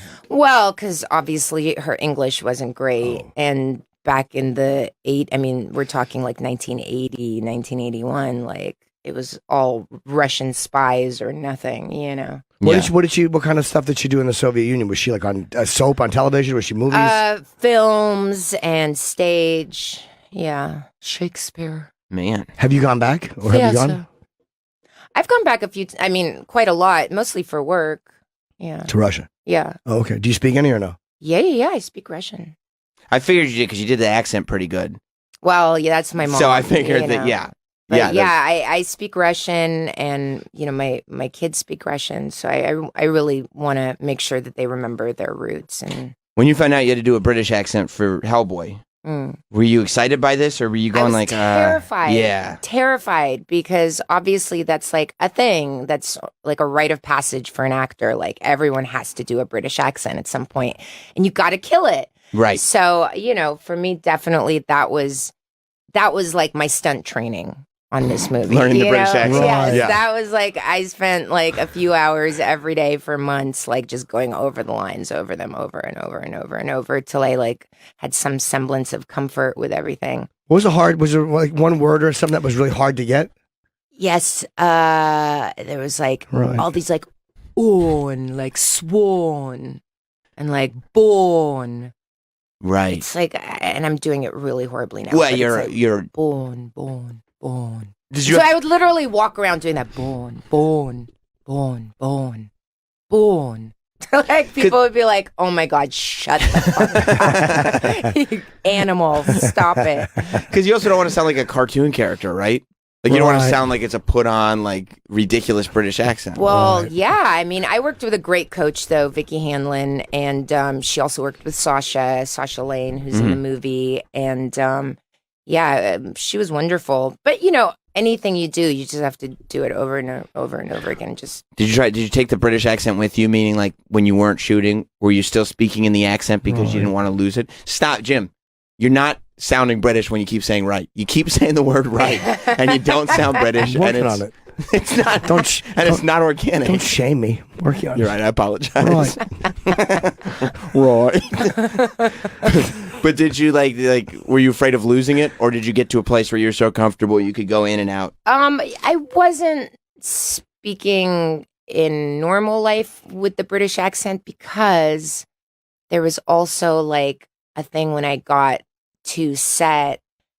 There was like a couple of questions like, should it be a British accent or should it be something else? And I was like, my God, I've been working for like 3 months every day on this British accent and you might potentially change it.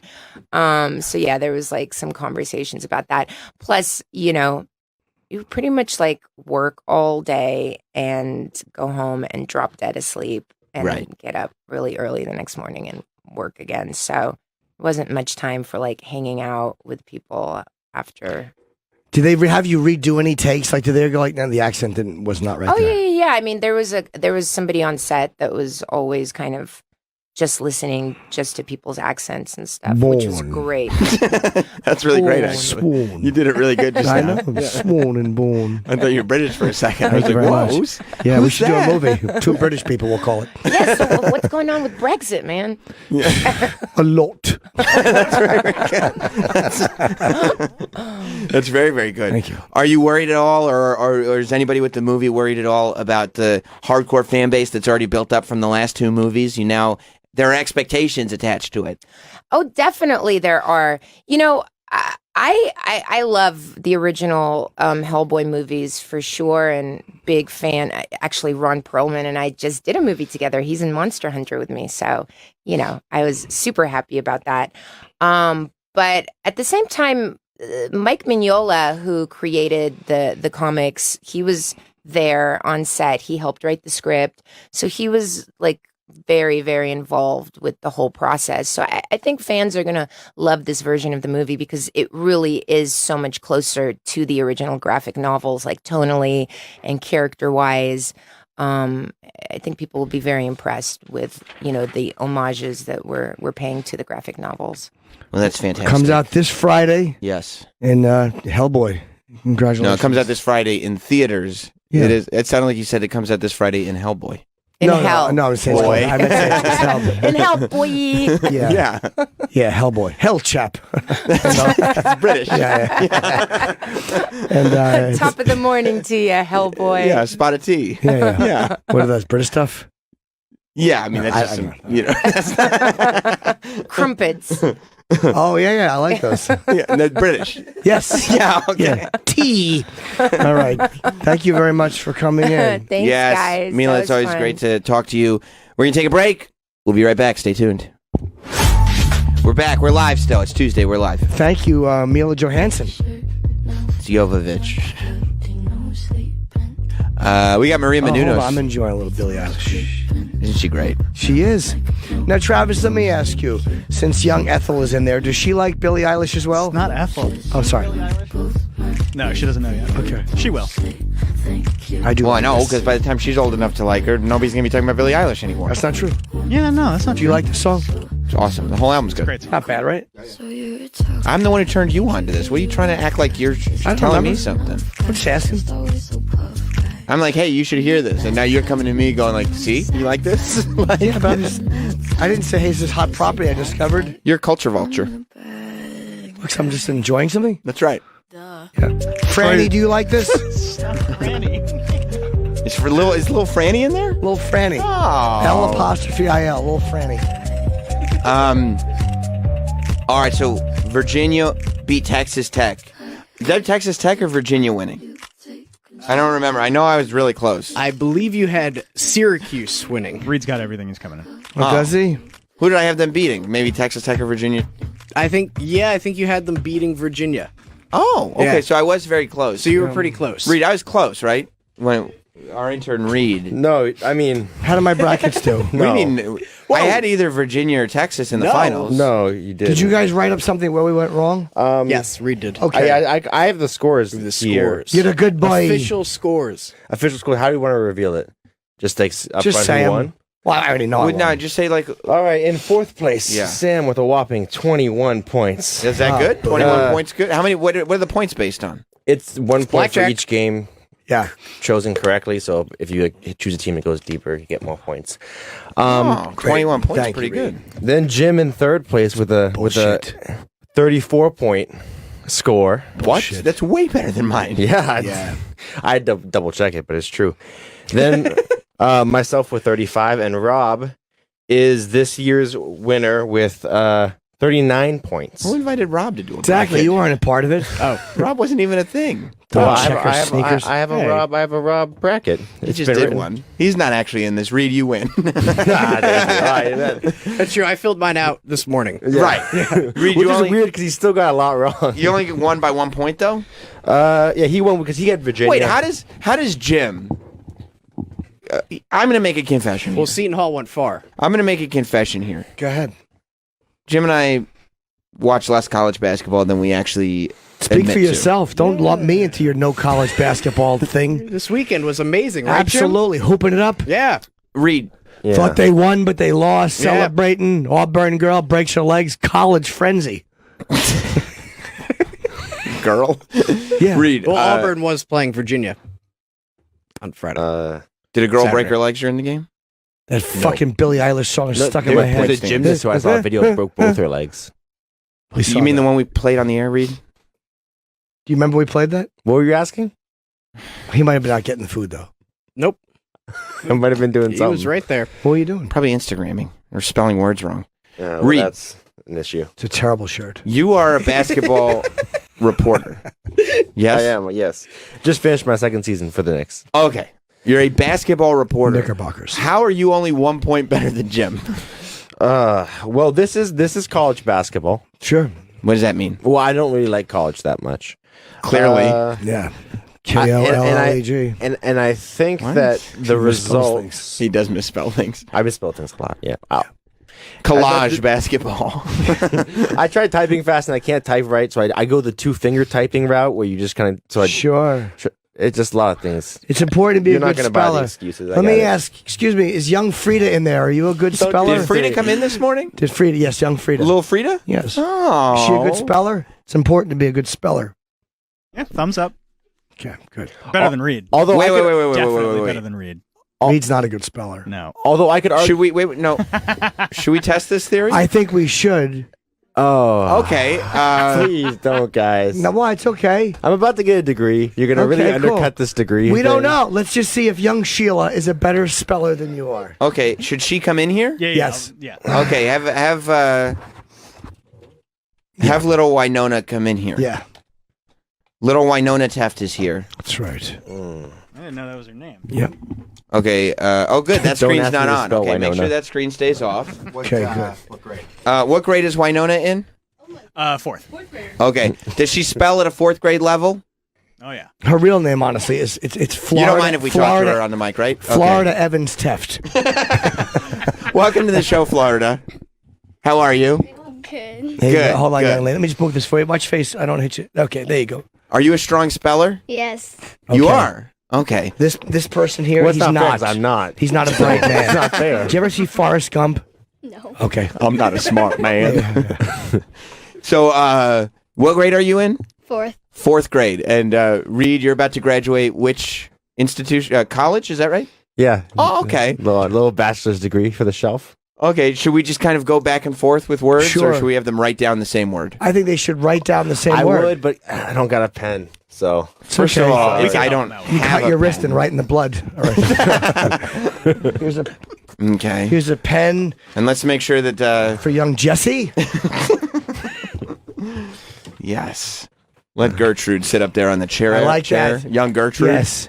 Do you like the name Gertrude? No. All right. Oh, okay. Don't poke yourself with the pen. Be careful. Yeah, be very, very careful. You're acting like she's 2. 1 year old. No, but the young kids don't use pens anymore. It's all typing. Do you use a pen, Gertrude? No. See, you do? don't. Okay, Jim was right. You do mostly Yeah. typing on the computer, right? Yeah.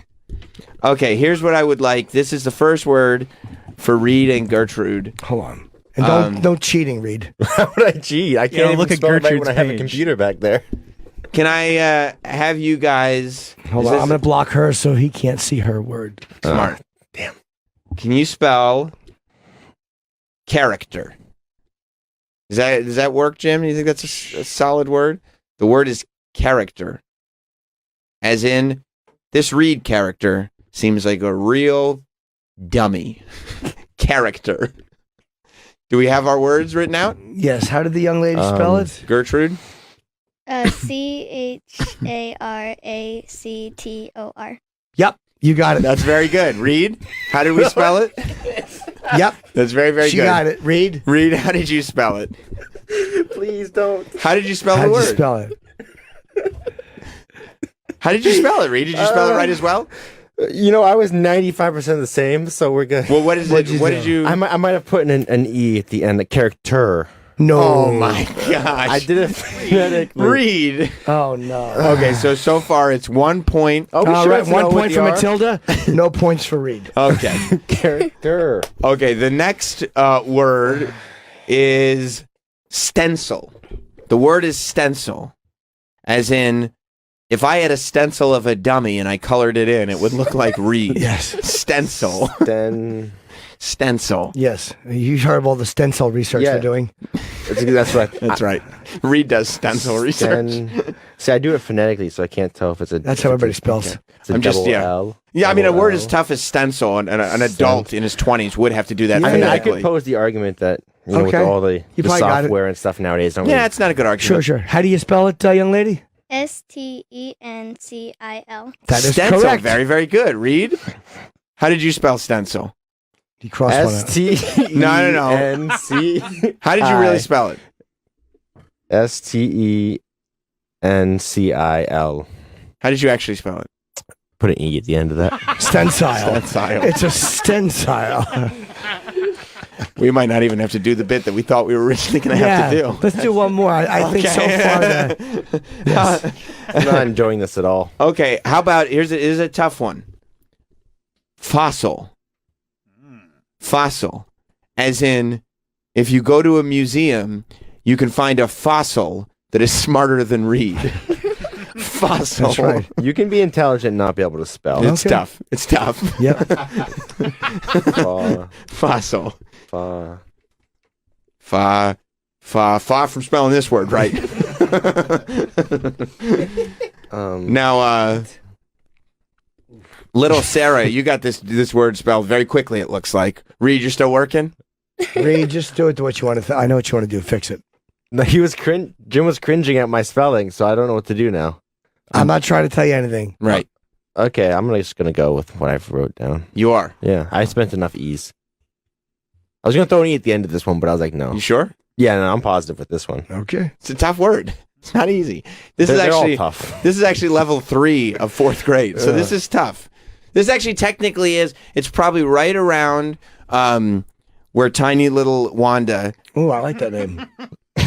Is right around. Maybe it's slightly advanced, and for Reed, he was supposed to learn this about a decade ago. That's right. So, Rhyme, what did you say?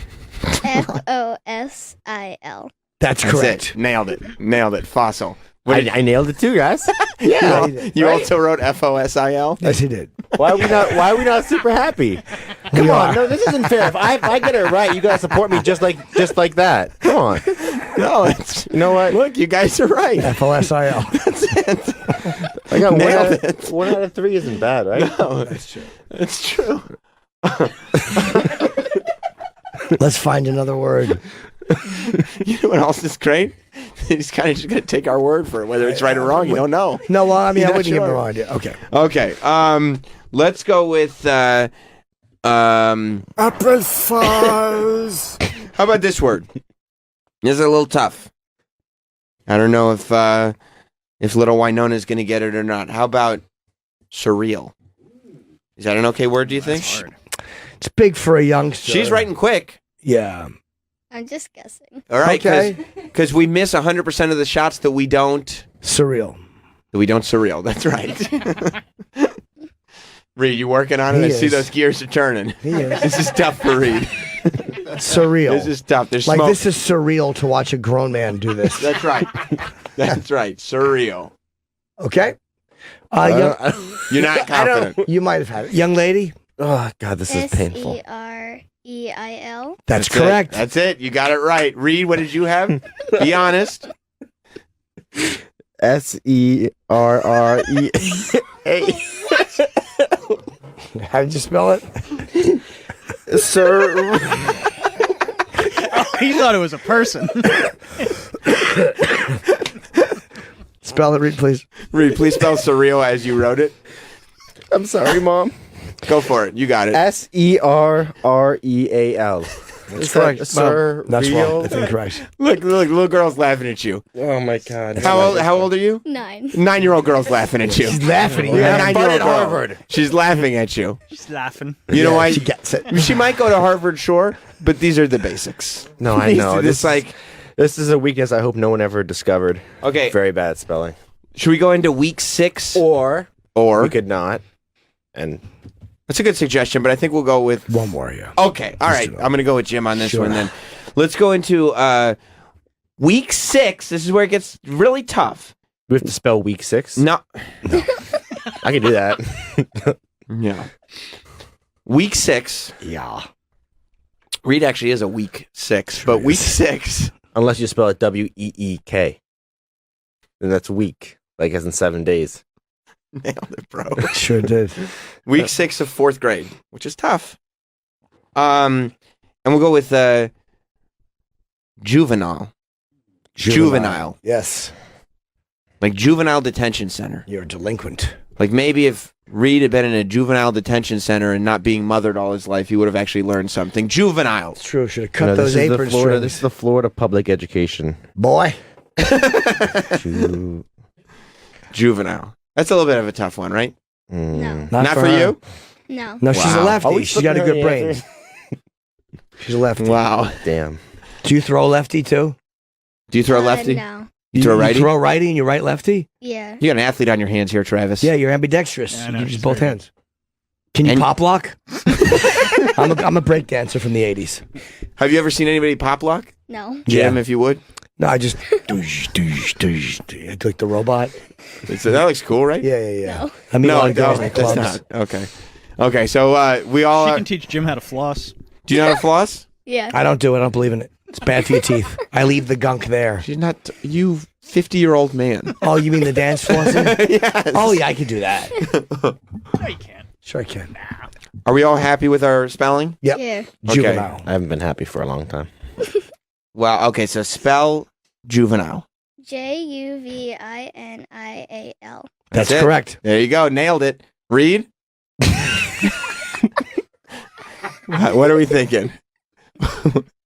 What are we thinking? Juvinile. Juvenile. This can't be real. Is this Reed can't be a good representation of what's out there. How old are you, Reed? He's 21, but this young lady is 9, and look at how well Are you she's only doing. 21? Yeah, you can go with 21. How old are you actually? 22. 22. 22 years on this planet. You haven't learned how to spell not one word. I mean, that's crazy. Yeah, no, spelling's always been an issue for me. If you doubled your opponent's age, she'd still be considerably younger than you. 4 years younger. Or we could be looking at it as she's incredibly smart. She's not. She's just, I mean, she might be, but this is evidence that she is average. You know, that's the only evidence that we've been submitted. She might be far above average. I don't have those facts. The facts that I have is she's on the level. Yeah, but I mean, I think Right? I think it also proves that maybe spelling isn't as important. I mean, it's important. I wish I could spell better. No, it's still important. Well, I've gotten far enough in terms of like, education and everything. It's because your mom is. That's not the reason she works why. at the school. Absolutely. That is not the reason why. Sure it is. She's a cafeteria lady at All St. right. John. She helped you. Yeah, didn't she get you out of Spanish class? Let's do one more word. Should we do another word? I mean, yeah. I Riley's really been don't like killing. this. This is painful. Well, actually, let's give Reed a moment to shine. All right, let me see a word. You're setting me up. That is going to help. Well, I mean, I don't have to. I could write cat. You'd have trouble with that, you know? Well, I mean, it could be with the K, as in like the caterpillar Okay. company. This is a tough one. Are you ready for this, little Wanda? Why are you asking her? She's gotten them all right. Yeah. She's a child. Oh, yeah. She's a youngster. She's a young child. She's only 9 years old. She's not even in the double digits yet. Yeah, forgot. You know, you're in your 20s, man. I'm just locked in. I wasn't even paying attention. I'm just. Do you know you're in your 20s? You're 22. Do you look at Reed as a child or an adult when you see him? Child. Okay. Do you look up to him as somebody who you'd want to be like? No. Because he's basically a fool. Yes. Yeah. Okay. That's correct. Okay. And the last thing that you want to do is grow up to be foolish, correct? Yeah. He has. Yes. Yeah. Okay. Okay. That's good. Do you like roller coasters? Yeah. I hate them. Do you get sick on them? No. I do. Do you get scared? Sometimes. But you still do it? Yeah. Yeah, I can't do it. You can't do it. Well, my mom forces me, so. Oh, does she? Yeah. But she's right though. You have a good time, don't you? Yeah. Yeah. My How about mother didn't make me go on roller coasters. No, you're busy doing other Yeah, things. we shouldn't compare childhoods. My mother No. made me wear high heels.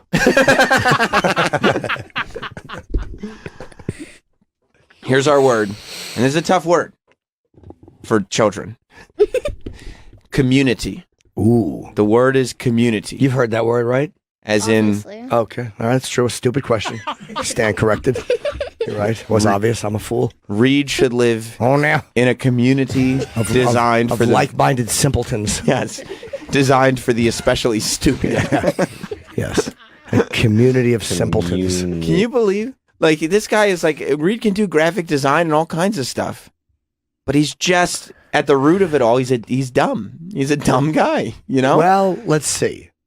I don't know. You're right. I don't want to judge too harshly. Yeah, if I spelled this correctly, I think classified as young lady. Young lady, what is, spell the word community for us. COMUNITY. Nailed it. That is correct. That is correct. Wait, is there not two M's in it? Not in community, there's not. Sorry, Reed, there's not. Spell it as you had it, Reed. COMMUNITY. I'm sorry, Reed. Community? I thought there was a double T. There was a double M in it. We don't hold on the M, Reed. It's just the single one. Yeah. Are we sure? Reed. Don't look at it. There's Wait, no Reed, you're cheating. What are you cheating for? I think I'm getting them all wrong. Sure. You are. Yeah, you are. And I. Okay, how about one more word? Except fossil, you got right. I got fossil. Okay. Young lady, can I give you a hard word? Yeah. Okay. Because you're doing very, very well. Thank you. I'm okay with it. Reed, he was talking to you. You're doing very, very poorly. Yeah. The word, and this is coming from week 6 vocabulary of 4th grade. As tough as it gets. Very easy. Can you spell? The word is synonym. Not synonym toast, Reed. But I don't even know if I could get that. Well, I would imagine you couldn't. What? Synonym. How dare you? As in, dumb is a synonym for Reed. Yes. Synonym. Oh, I got it. Did you nail it, Travis? I think so. Good for Let me you. see. Yeah. Good for you. How'd she do? It looks good. Her handwriting's a little sloppy. It's hard to see. Well, let's keep into account, you may be looking at She's just a child. right. You may be looking at Reed and Becky That's as right. equals. Reed is a 22-year-old man and young Becky is a 9-year-old girl. That's right. Yeah. What's your favorite ride in Disney? Did you ever go on Space Mountain? Yeah. Do you ever go to school and brag to your friends about being a theft? No. You should. Yeah, you guys do a lot of stuff. We didn't do any of that when I was a kid. We didn't want to. I didn't go to Disney World. Sure, I wanted to when I was a boy. Oh. You ever ride Space Mountain? No, I didn't. I'm going to take you on Space Mountain. I'd be very scared. Would you be too scared? Yes, I would. I want you to know something, Jim. It goes very fast. I wouldn't go on it. And Did you it's go in on the dark. one where you go up high and it drops you? The Tower of Terror. Tower of Terror. Yeah, twice. Did you really? I would not go on that. Have you ever been on Aerosmith's Rock and Roller Coaster? Yeah, last time I went. Was it cool? Yeah. Was it really good organic acting that they were doing? We do it for our fans. Jim, have you been on that ride? No. Would you like to? No, I would not. I You would don't want never. backstage passes? What? You don't want backstage passes? Ugh, not even to the real Aerosmith. No. Ugh. You sing Pink again. A boo. All right, now how did you spell synonym, young lady? Synonym. SYNONYM. That is correct. That's very good. That is Synonym. correct. You proud in there, Travis? I also got it right. Oh, very good. So you're more proud of Yes. yourself. Yeah. Ah, yes. The Read- apple doesn't fall far from the tree. That's right. Unless it drives away. That's right. Yes. And the apple rolls downhill. Yes. Very, very quickly. Yep. Read, if you could spell it as you wrote it, the word is synonym. Nope, you don't need that pen I don't get anymore. Lifeline or anything. Unfortunately, you do not. You do. Yes, if you put one in around a beam. SYNONUM. Oh my God. Synonym.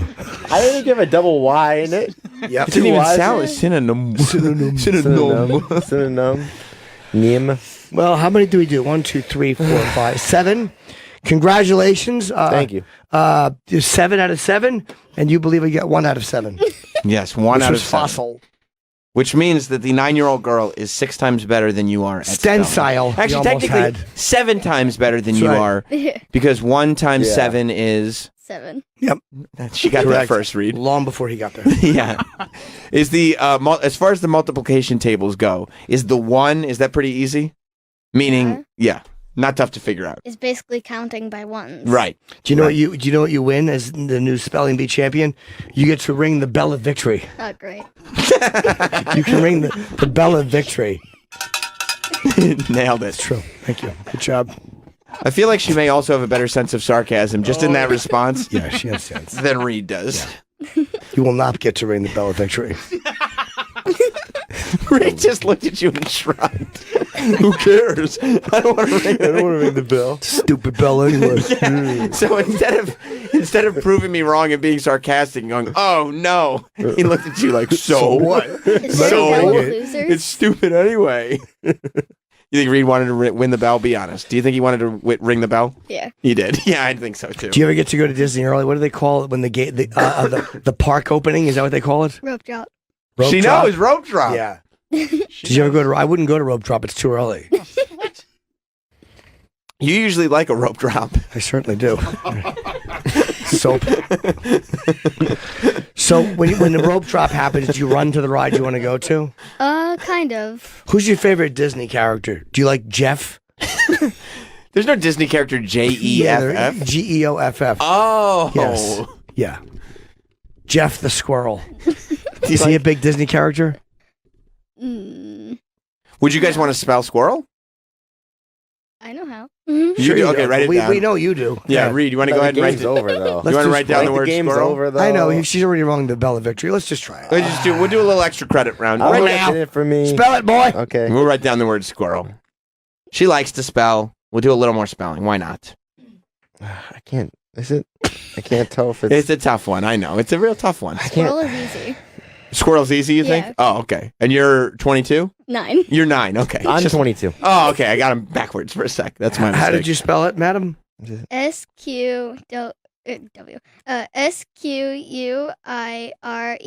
That's it. That is Nailed correct. it. Reed, how did you do it? I spelled it 2 ways just in case. No, you get to have. No, the first way you wrote. Oh my God. What ways did you spell it? Spell squirrel twice just in case. Well, I couldn't. I forget if there was a double R in it or not. That's a tough one. How are you supposed to know these things? You have to memorize exactly how all these. Is there rules to this? Yeah, you just Spelling? spell. Yeah. You just memorize how words are You spelled. have to memorize all these words and how they're spelled. Yeah. Yeah, it's called language. It's how we get by. Exactly. It's how we communicate. I'm good. I got word check. How did you spell Reed, it? you're illiterate, I think. Yeah. I'm like R. Kelly. Is it possible that you're illiterate? No, I can read really well. Were you like peas and carrots, you and Jenny? Yeah, no, I went with a double R. SQUIRREL. Which you're finding out is incorrect. Well, I mean, I kind of did know, but I wasn't sure because I did have a squirrel next to it with a 1 R. Oh, good news. Reed has his lunch plans ready. I said, I'm going to get me a Big Mac, a fry, and a Coke. Let me ask you, Riley, what is the coolest place a kid can go? Come to the Honeycomb Hideout. Would you hang out there? No. You don't want to go to the Honeycomb Hideout? No. Do you know how to hog tie people? No. You know what you sound like right now? Oh, God. I don't know how to hog tie people. Do you like April Fool's jokes? No. Have you ever, does your dad like to sing? April Fools. Have you ever heard your dad sing before? Yeah. Your dad's got a very good voice. Do you want to hear your dad sing? He's great. Oh, God. When you walk through the garden. Yeah. Your dad's cutting an album. He didn't tell you. Is that embarrassing to hear? That's your dad. That's the guy you're supposed to look up to and Your dad sings theme songs a lot. Yeah. Yep. Like the guy who's telling you, hey, no more dessert. During the day, he does this. When you walk through the garden. That's what he does. That's what he gets paid to He's do. releasing an album of theme songs that he is covering. Oh. He's working on the Jeffersons. What theme song should he do? The Jeffersons. Reed, I don't know if you should be contributing. You can't spell. That's true. She doesn't respect you. How else am I going to learn from? She totally has from no people respect. without Do you asking respect Reed? questions? No. I would. I don't either. Damn. Well, look. Thank you, Reed. Reed, you did great. No, I didn't. I mean, it was fun talking to you. Thank you. You did bad in spelling, though. No, You're right about that. Who's on your shirt? What? What is your shirt? Supreme? It's a Supreme shirt. Oof. Why do you hate my shirt so much? I like you. I just hate this. It's terrible. Actually, that's better then. I would not like it if you loved my shirt, but hate it. It's very cool. Supreme's a very cool brand. It's not a cool brand. You don't think so? Supreme? No. Very valuable. So what? Very tough to get. So is heroin. I wouldn't wear it. Good point.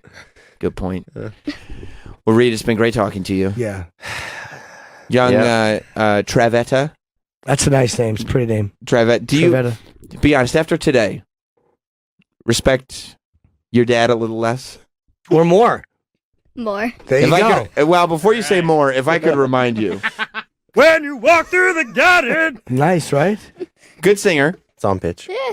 When you get home today, and he gets home, and he tries to go down for his nap, maybe you wake him up and say, Dad, could you sing me that song? I think it's a good idea. You're not helping.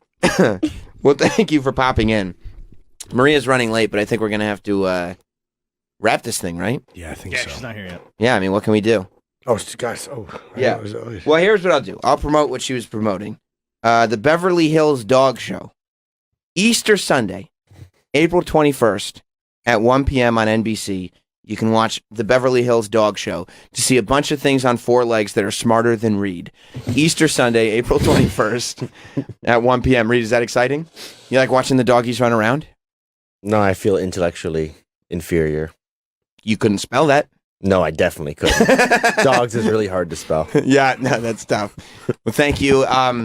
Thank you, LT. Little Travetta? That's right. I see. And we'll see you all tomorrow. Goodbye. Bye. Don't go anywhere. More Jim and Sam starts now.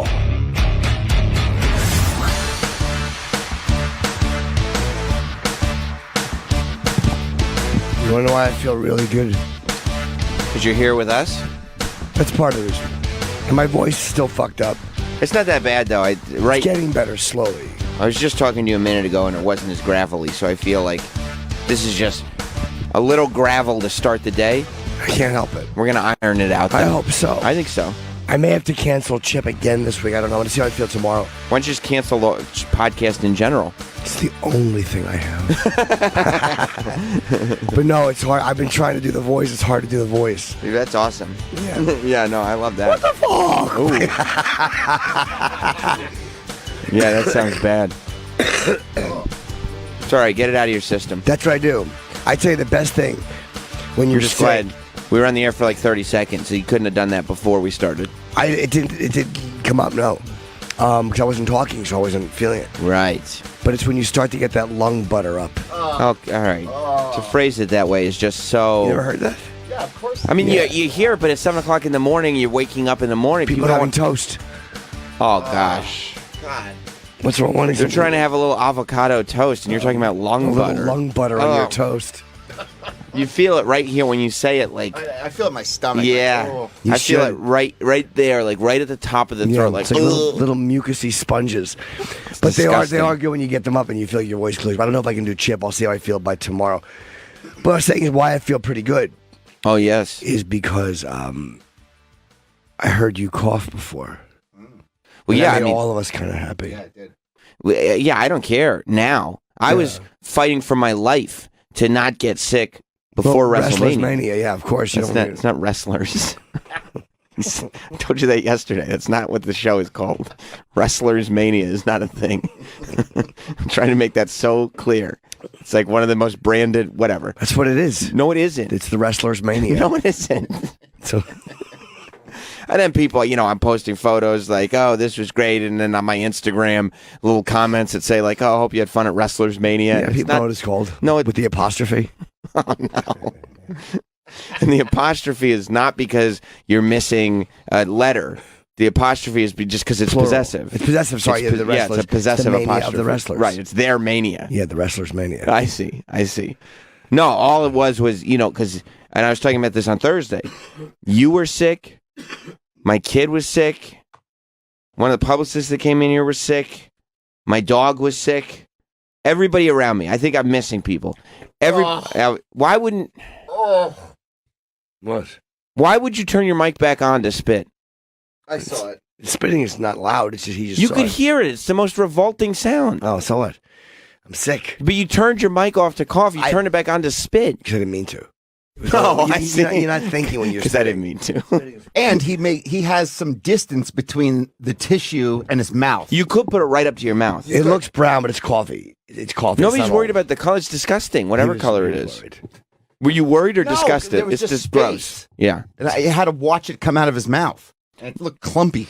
Yeah, no, I've been coughing, but I don't care. I was fighting to make sure that I simply got through Sunday night. Yeah. And was able to perform on the level that the last professional broadcaster is accustomed to performing. Sure, which is subpar. That's not what I was thinking when I said it, and I got through it. So if I get sick now, I don't care. No, I know. It's just this one is I was wondering if I needed a Z-Pack, and my friend of mine who's a doctor said it's probably like allergies or a virus or whatever. Like it's just got to run its course, I guess. Your What body. does a Z-Pack do? Does that get rid of viruses or no? Well, it's antibiotics. Oh, So I mean, if you have like it might not help with this. That's why I didn't take it.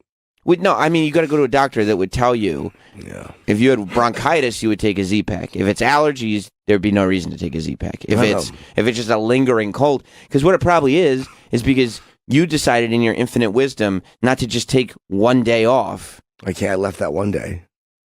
Then you went to the Comedy Cellar that night. It's a 10-minute set. But that's all it takes. That didn't exacerbate it. Of course it did. You went still going out and not. Right, you just Yeah, but I had to do. I'm working on my flat earthers bit. I'm gonna do have now. to do Work on my anything. bit. You're a No, professional you're right. comedian. No, he's right. He's right. You miss a day, you're I'm gonna working on stuff. He's gonna lose the magic of the flat Just earthers. forget how bit. it's all done. I'm on a roll.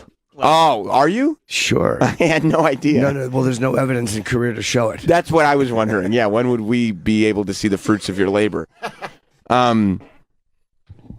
But yeah, because you won't take a day off, so it's probably just a little thing that you won't just rest off, because that's all you have to do. Just rest, and then consume, eat, drink, be merry, and then it'll go away if that's all it is. I can tell Reed's on the phones. Let me see how you can tell. Does be why? I don't see anything. Travis understands.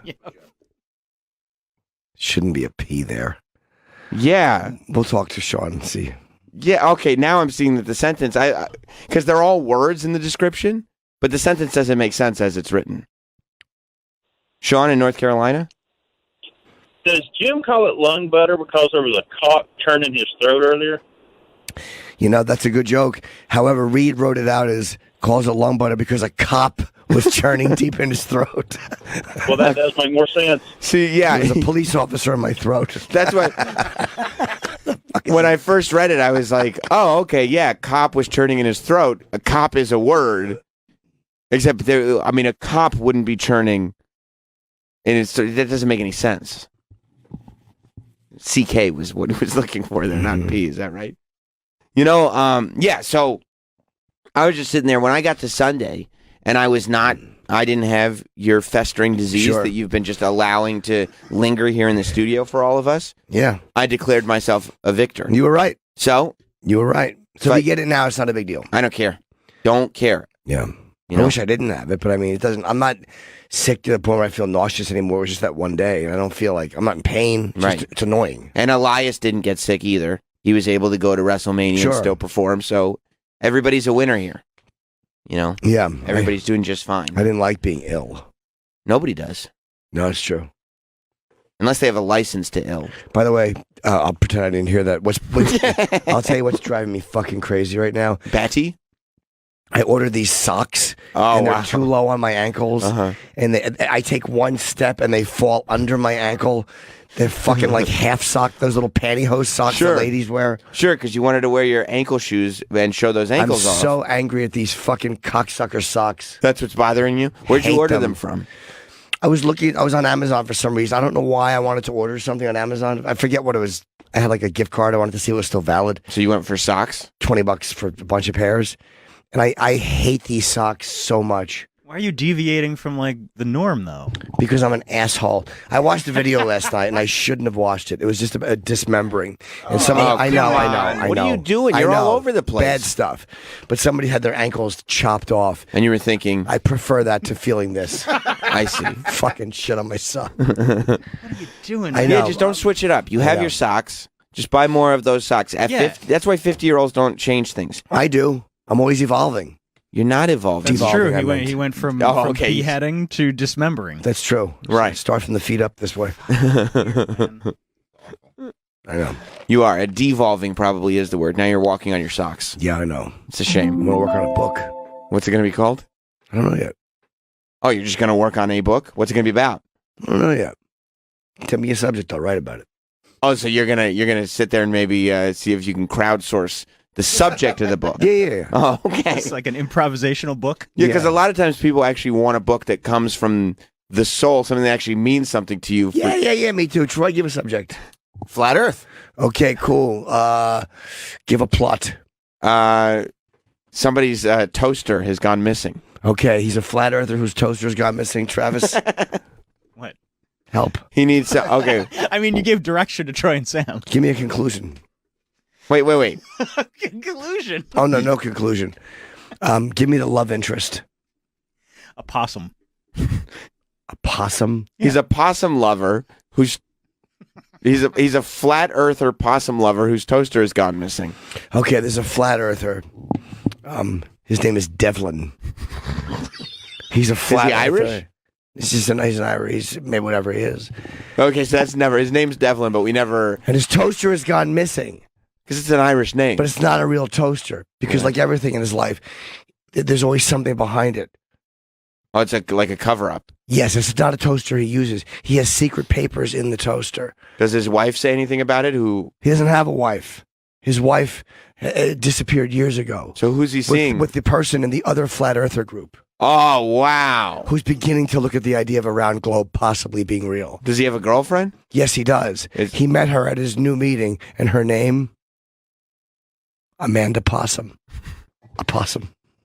Okay, Amanda Possum is actually a possum. A possum. I see. Oh, you took Travis's thing and you brought it to the next level. Very, very See, clever. that's why brainstorming works. You That's take right. one idea and make it into something else. That This is all true, but still wait- sounds better than a president is missing. What so. he thinks. It's a person whose name is a possum. No, I got Amanda it. Possum. Right. I like it. And the toaster is gone, but in the side of the toaster, which was never being used, Right. were these papers that proved the flat Earth theory. But he thinks that his his rival from the other flat Earther group, who's really been sucking up to the round Earthers, stole it and is going to now discredit him. But in reality, he doesn't have the information. The information is stored on paper inside the toaster. Maybe inside the toaster. You wouldn't think like on a thumb drive or anything, just on sheets of paper. It's a He hard doesn't copy. trust it because of electronic communications. He doesn't trust He doesn't electronics. trust that things can be stolen. And he's also been busy. Doing what? Flat earthing. Oh, I see. And hanging out with Amanda Possum. So he spends his days flat earthing and dating Amanda Possum. That's right. I I'm trying see. to prove that the round earthers are creeps. Do you have a And- working title? Hmm? Do you have a working title? The original title is people probably won't like. Well, what was the original? Because The Flat Earther Seeks His Toaster. But it wasn't taken because of that. We don't know if it was because by the rival group or if it was just a home invasion. oh, so it could have just been somebody stealing. Oh, no, there was a home invasion. The book is going to open with a home invasion. Oh, I see. So somebody could have just taken the toaster because they wanted a toaster. They just stole everything in the house. Everything? Him and Amanda were watching an old VHS. It was a Price is Right marathon, and he had taped 36 hours of Price is Right. On VHS tapes? Yeah. That's so many tapes. Him and Amanda are watching one night, and they hear a knock at the door, and 5 youths break in and tie them up and steal everything in the house. Every single thing. Well, no, anything of value, and the toaster was one of those things. Is it a specifically valuable toaster or just because you They could- just stole everything. It seems like it would Insulted Devlin and Amanda. seems like that would take a Bludgeoned very them. long time to take everything. Like if Yeah. you're going so far low as the toaster. They beat them badly I see. with a pipe. Oh wow. Wow, that seems violent. Yes. Unnecessarily so. It's really a violent beating. Wow. Yeah. Wow. Well, that's. I mean, I am. Yeah, I Amanda spends half the book in a coma. Oh, and are we tie iron across the back of the head? That'll do it. Yeah, that'll do it he every said, time. "Bitch, where's the doilies?" He wanted the doilies he wanted too. The doilies, and she wouldn't give them up. Did she have doilies? Yeah, she did. She didn't want to give them up In though. the drawer. Did he find them? Yeah, he did. That's a real Devlin shame. told him as soon as Amanda got hit with the fucking tire iron. Well, Devlin doesn't want to get hit with a tire Yeah, iron he goes too. right there. And then when Amanda wakes up, he can say like, "I don't know. He got the doilies. I don't know how he found them." Ray in Georgia has a point. Okay, let's go to Ray as we kind of crowdsource the plot to Jim's next book. What's up, Ray? Hey, how about the love interest be a transgendered possum, and if she's in a coma, you don't know if she's really playing possum or not. That's actually great. No, it says a transgender geologist. Did you say geologist? Yeah, a humiliated geologist. He thinks the world is round, but is discovering that it's flat. Oh, I like that. A trans geologist who maybe comes in to try to change Devlin's mind and winds up making him a two-holer. And okay, that's a lot. I don't know why you would go there with that. Thank you, Ray. Thanks, Ray. It's a great idea. By the way, you know how you can tell? Hang on, Ray, are you still there? Yes. You know how you can tell that Rita's on the R-A-Y? phone? Yeah, Ray, are you spelled like R-A-Y or are you a king in the Spanish language? Are you the Ray of Georgia? Sure. El Rey. El Rio, yes. Yeah, is your name Ray or Ray? R-A-Y. Oh, interesting. Okay. Okay. Reed decided to go with R-E-Y. You just, you miss 100% of the shots you don't take. You know, the problem is with this predictive texting and talk texting, a lot of people don't spell anymore because you don't have to. You don't know how to spell Ray? Well, I mean, that's, of course you should That's know probably the only Ray that he knows because that's how Ray spells her name in Star Wars. That's true. And it's the opposite of what he is of Sunshine. Yeah, but Ray of Sunshine is